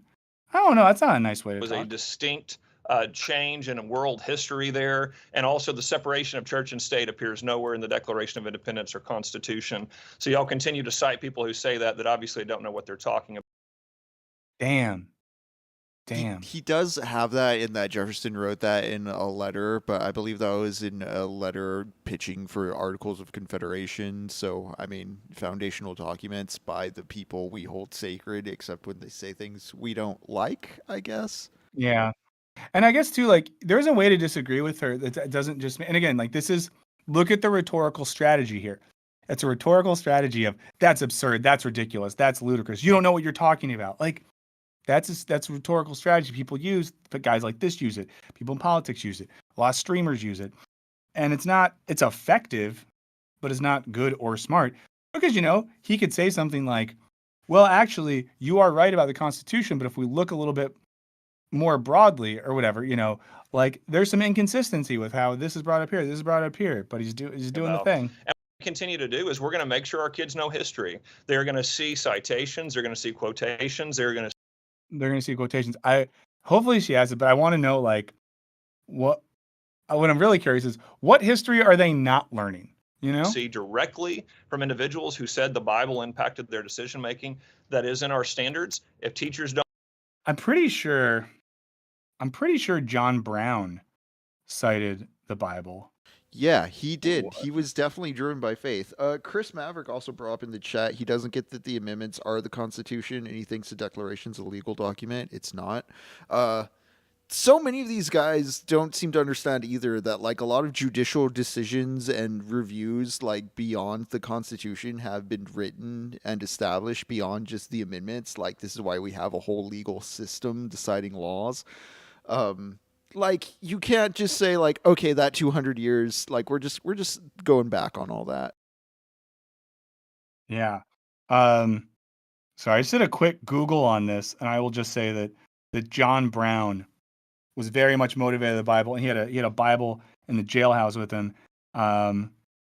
Yeah. That is so cool. Yeah, I'm just gonna say, if we're gonna talk about important Americans and how they're influenced by the Bible, I almost said the Bible. This July 4th? Read some John Brown, guys. Yeah, Cloud truly, Splitter, check it out. Yeah. If people don't know who John Brown is, by the way, look it up. We don't talk about politics and political figures here, but if you want to know about John Brown, don't want to teach it, they are compelled to teach it, or they can find another job. You don't get to pick and choose what standards you teach. The same way if a teacher came in and said, I don't want to teach the civil rights movement. Well, it's in our standards, so then you're going to have to find another job. We will make sure that our kids in Oklahoma understand American history. We will not be censored by left-wing extremists. When the guy says that, he tells on himself. There's a way that he could just commit to the bit and play it as an educational thing. But when he says silenced by left-wing extremists, because, like, he wasn't, you did something, just okay. Who don't want the Bible mentioned in our classroom, and that's what we'll continue to do here. What is the real goal here? When you talk about core values, what do you mean? Because critics believe measures like this lead to more division and hate. And in schools, that could mean bullying or ostracizing certain students. Yeah, that's an absurd assumption. Oh, man. We've been very clear what our goal is here. It's for our kids to understand American history. The left has been at war with the Bible in schools. They've removed the Bible from schools. The left removed the Bible from schools. Here's the thing. Let's look at the rhetoric here. You just say stuff. We talked about this on Monday. You can just say stuff. You can just say things like, the left removed the Bible from schools. But what does that really mean? Is there an organized left wing in America that has systemically removed the Bible from schools? Or has the separation of church and state been a thing for a while? And God, there was the Supreme Court decision years and years and years ago about teaching religion in schools. I'm forgetting what it was. I'm sorry. I'm not a scholar. Chat brought up the Treaty of Tripoli. They were asking if it was where the separation of church and state line is from, and no, but there is a line in the Treaty of Tripoli that declares the government of the United States of America is not in any sense founded on the Christian religion. So we do have a legal corpus that declares it. Yeah. But yeah, so it's just, again, saying, like, he's just saying stuff that's not real, but it perpetuates these narratives. And, we talked, and if you didn't watch Monday's stream, maybe check it out. We talked about hypernormalization in the context of the presidential debates, and you can even just skip to the back half. Monday streams are shorter as well.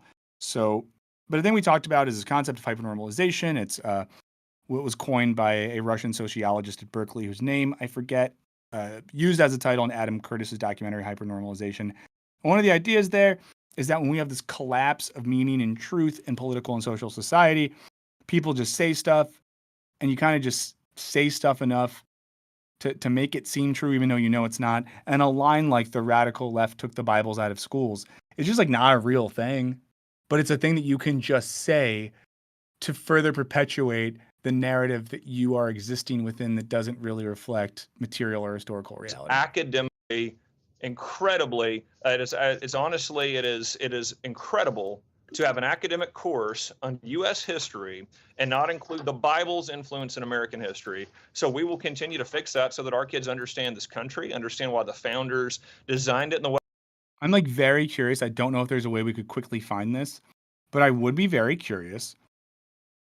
Like, if we were going to look at it like a pie, what the relation is curriculum-wise of teaching of the Bible in U.S. history to the teaching of, like, the violence against indigenous groups relative to the role of enslaved peoples in the construction of this nation.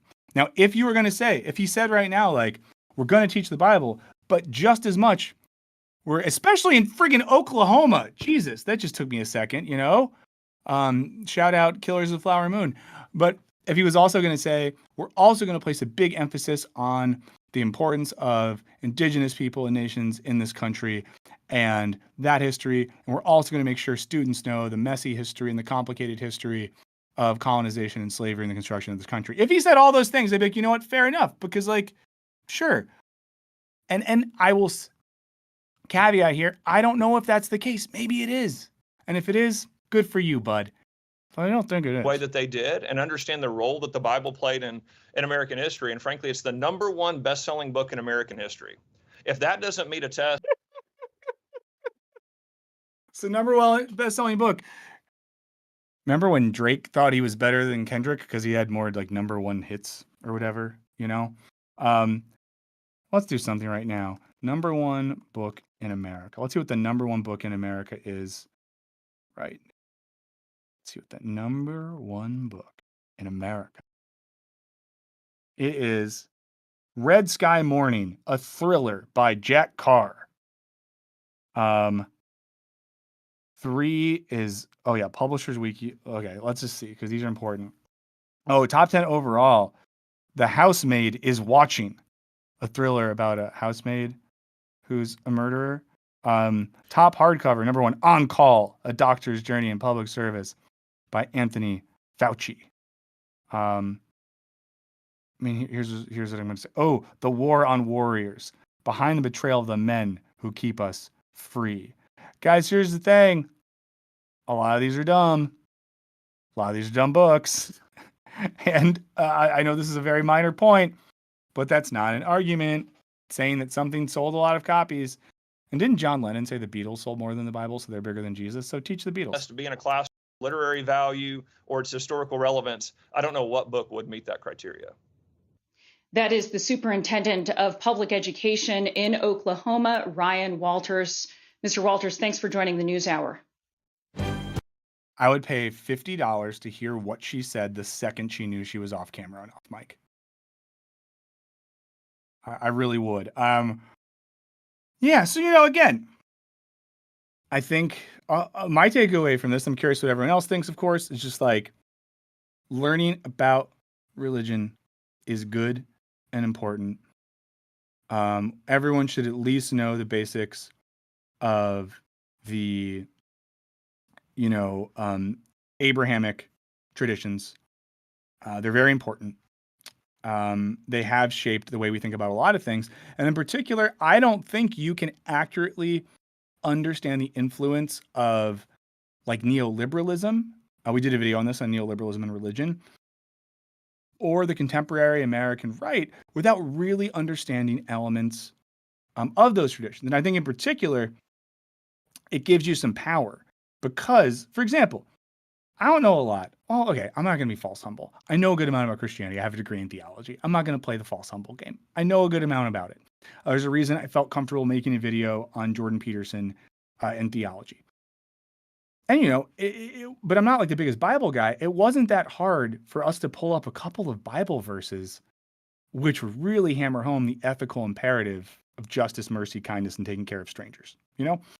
And when you know stuff like that, people can you know, come at you with some BS, and you know these things. And I think a lot of what's represented as the important stuff from those traditions, and then think about it this way, like a lot of stuff that people say, like right now, we have the right wing using Christianity in this way that makes it this weird, like moral, political thing. It's not true, but you got to know some stuff about theology to know that's not true. You have some of those same people acting like Islam is some evil, violent religion. Also not true, but you got to know some stuff to know that's not true. And right now, there's some big debates, and we talked about this with our friend Michael Luxembourg a few months ago on the stream, in people, you know, politicizing the Torah and the Hebrew Bible in a way that leads to a sort of like Judeo-nationalism. And you have to understand elements of the Torah to understand the meaning of like Israel and that group of people and how it thinks of itself socially and politically. You got to know this stuff. And I think that is true. So we're saying that is true. What we're kind of not into here is the idea that in the state of Oklahoma, this one little Daily Wire chap is trying to imply that Christianity, and probably a particular reading of Christianity, has an outweighed importance in American history and education. So yeah, you know? So yeah. Any final thoughts on this from you, Henry, before we go to some emails? I have an atheist, a self-declared atheist friend who I wish would study religion more instead of denying it all, because I feel there's some secular Protestant ideology regarding his moral compass and shame complex that he'd be a lot happier to shake out of if he realized how much he was being a Protestant without the God.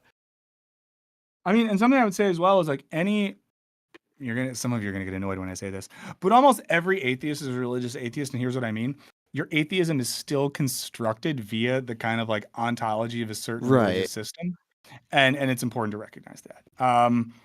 Okay, we're gonna look at some emails. As always, thank you so much for writing us at wisecracklive666@gmail.com. If you have thoughts on this, let us know. If you have thoughts on religion, curriculum, Supreme Court, all that sort of stuff. And as always, hit us up in the comments after the fact. And for a final time, let me remind you, our partner for our streams is Yes Please Coffee. They make some of the best gosh darn coffee in America right now. They're a very cool company. It's a small thing, independent group of people doing things right, taking care of their employees, and taking care of you. Because if you use code Wisecrack, you get 20% off your order there. I don't know if anyone in the chat is a part of the group that's gotten some Yes Please coffee. I'm not bullshitting you. I've only heard good things so far. And I've now drank, I think, 4 varieties of their coffee, and they all rip, and I'm a coffee snob, nerd, whatever. Okay, so our first email is from our friend, Julia Coves. Julia's been thinking about running for local politics in the far future. Julia thinks they'd be good at the job, but I know you'd hate the power politics, and Julia's thinking, does power inherently corrupt people? Statistically speaking, there has to be people like me who want to go into politics with true intentions to help the public and move things in a better direction, who don't want to be famous or have power for the sake of it, just to improve things for everyone, especially at the local level. But then you see those people, or at least the people who brand themselves in such a way, bend to the allure of power. Is that why people who truly care about the people don't get elected? Is it that they do get elected but become corrupted by power? Is it something else? What does everyone think? Really great question from one of our number one friends of the show, Julia. Also our number one correspondent from the Toronto metropolitan area. And we talked about this a little bit the other day. I do think there's an element in which power corrupts. I also think that what happens to some people, and this is one guy kind of riffing a little bit, you got to play the game, right? And I think that what happens for some people is once you start playing the game, I feel like it's hard to stop. You saw this when members of the squad were first elected. And quickly, deals were made. Concessions were made. You had people like, AOC and Ilhan Omar and Rashida Tlaib sort of getting accused of sort of bowing to Pelosi or other people in the party. It's also true that, I've never talked to a friggin' congressperson, but if you hear members of Congress speak about this, they get elected every 2 years. Half of their job is just money, right? Half of their job is fundraising money so they can get reelected. Right. I remember for a while there were news stories back to back about how often they're just in a cell making phone calls to get donors to give more money for the next term. Yeah. And you can't do much else when you're constantly having to get money. And it's true that when you are having to get that much money, it's like Trump said in the clip we saw on Monday. There's no universe where you take money from people, especially bigger donors, and those people at some point aren't going to come back to you and be like, remember that time I gave you some money? I need a little help with this. So I think, Julia, it's kind of a chicken or egg thing. But if we think about it, it's like the dialectical relationship between the individual and the system. And even if you have the purest heart ever, it just seems like you have to make concessions to that system. I don't know if you have thoughts on this, Henry. In the chat, I'm curious what people have to think. But it's a good question, but it's a tough one. I think go for it. Push where you can. Yeah, we got your back. Yeah, fundamentally, I think if you arrive at a bad decision, I would trust you to say no to it, or you considering the question itself, you would trust yourself to say no to it. Yeah. I'll just say we got another email. That's a really good question, Julia. And this is one I'm very curious too. If people watch this after the fact or have thoughts, drop them in the comments. Matthew did write us to let us know that he worked with someone he hated. So he worked in a boatyard. A yacht owner got his son hired. He was 18, had a Land Rover, was an asshole. Matthew said, since I couldn't kick his ass, I bought some syrup of something in a lunch containing cabbage and bologna. I was working above him and just puked all over him. Dude, that's insane. I went home for the day and that kid quit. Matthew made himself a syrup of Ipiac. Is that some sort of poison? That is insane, and that is so sick. Oh my God. Matthew's a sicko. And then he did this thing where he was doing fiberglass work on the guy's dad's boat. He made an air gap between 2 layers of fiberglass and threw in a few ball bearings. When the boat was out in the water, he would hear marbles rolling around and banging into walls. But when his boat was on dry dock, nothing would move. He spent a lot of time trying to figure out what was going on. Matthew reminds me of Norm Macdonald from the movie Dirty Work. That's all I got to say. That's amazing. I mean, you're a sick freak, but I love you. So, wow. A couple more emails real quick. James said, have you ever read Wilhelm Flusser or Albert Korzybski? I have not. Have you heard of those people, Henry? No, I'm not familiar. I'll Google later. Are those just also authors or are there book titles as well? I think those are authors. And then James said also be great to have more on Deleuze and Guattari political machines. Yeah, we should talk more about Deleuze and Guattari. I think they have a lot to say about what's going on. Political machines is good territory, yeah. Yeah. Thomas Rohn said, not a question, but I wanted to share I had a dream where Michael made me lie about going to church with him so he could impress a single mom. Thomas, this morning over breakfast, my wife implied that a single mom that lives near us would be a good fit for me. Again, you've been together for a long time. You do stuff like this. So that's really funny, Thomas, that I made you lie about going to church with you to impress a single mom. It's something I would do.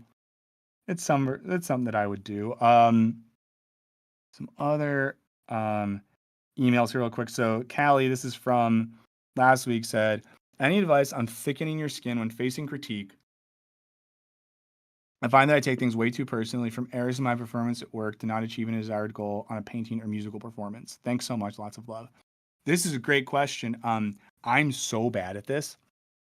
I'm someone that historically has shut down in the face of critique, and gets really upset and either gets angry or feels bad about myself.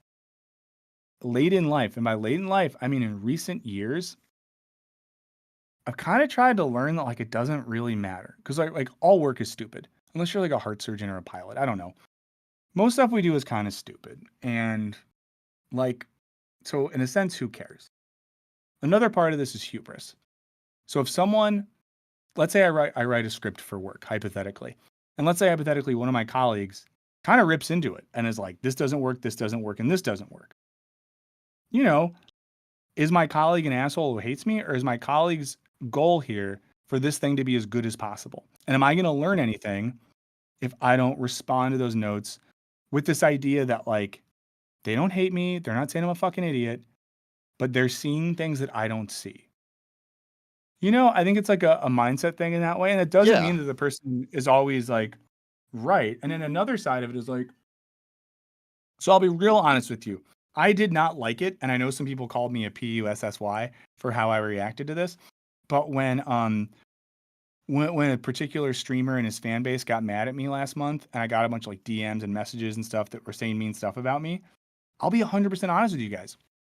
I get that it's dumb. I get that it's sad, alienated 17-year-olds alone in their basement who are doing like NoFap 2024 and are looking for meaning and purpose and latching onto things, and they're probably sad and honestly have much more depressing lives than I do. And I could know that rationally, but it still like sucks and feels bad when people talk shit or critique you or whatever, you know?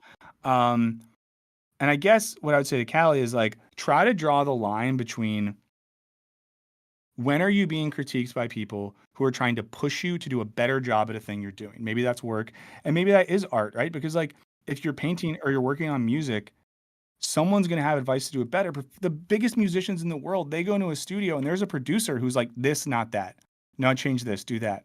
The most famous novelist in the whole fucking world, when they send their book to an editor, that editor sends it back with like lines through everything, you know? So I think as long as you know the person criticizing you shares the goal of you doing a thing better, even you being a better person, then try to be humble and drop the hubris and listen. But if someone is criticizing you to feel better about themselves or just to be a dick, you got to try to like draw that line and be like, I don't fucking care. Any thoughts on this one, Henry? And in the chat, I'm curious what you guys think as well. But that's my light thought. If somebody's responding to something you did with earnest feedback, like be excited in the sense that like they read it, they touched it, they looked at the thing. They're earnestly trying to engage with it and trying to tell you like what they're finding within. So there's always that nugget of relief in good criticism, and be open to good criticism. Be wary of, as Michael says, people who are just trying to kind of put you down for an ego trip. But remember, even at the worst, it's all words. You know, as long as your critic's not physically stabbing you, you're going to survive. And I think you'll know if that's about to happen. Yeah. There's a few questions as well that I'm flagging right now that I want to talk about later. We got to wrap up. But so for a couple of you, if people think that, oh, I wrote and they didn't respond, I promise I'm going to get to some of the stuff. There's a lot of good stuff there. We're going to wrap up for today. Thank you so much for hanging out. Thank you to our friends at Yes Please. Get that coffee. Consider signing up for Patreon if you wanted to support what we're doing. Follow us on Wisecrack. Follow Henry on Wisecrack. Maybe follow me on Wisecrack if you can handle it. But my radical truth telling is off-putting to some. You know, learning stuff is important. Studying things are important, but sometimes it's also just like, what are we doing? So enjoy your 4th of July holiday if you have one. If you are doing 4th of July, I'll just say this. If you start drinking early, just balance it. You know, get either some non-alcoholic beers, some sparkling waters, something that's still fun, and go 1 for 1. If your age is 34 or above and you want to drink all day, I'm just going to say it. Get a light beer and then buy a non-alcoholic beer that you enjoy. Athletic Brewing makes good ones that are everywhere, and go 1 for 1. It will make you feel like you had 10 beers over the day, like you're just a young buck again, but you just had 5. But you still have the aesthetics and the taste of the whole thing. You're going to have a better day that way. And someone's going to get sloppy at the cookout. Don't let it be you, you know? So thank you so much. We'll be back Monday. There's a weird world where I might stream for a little bit on Friday. If that happens, you know, we'll post about it so you'll know. And in the meantime, have a very nice week/weekend. Happy 4th, y'all. See you next week.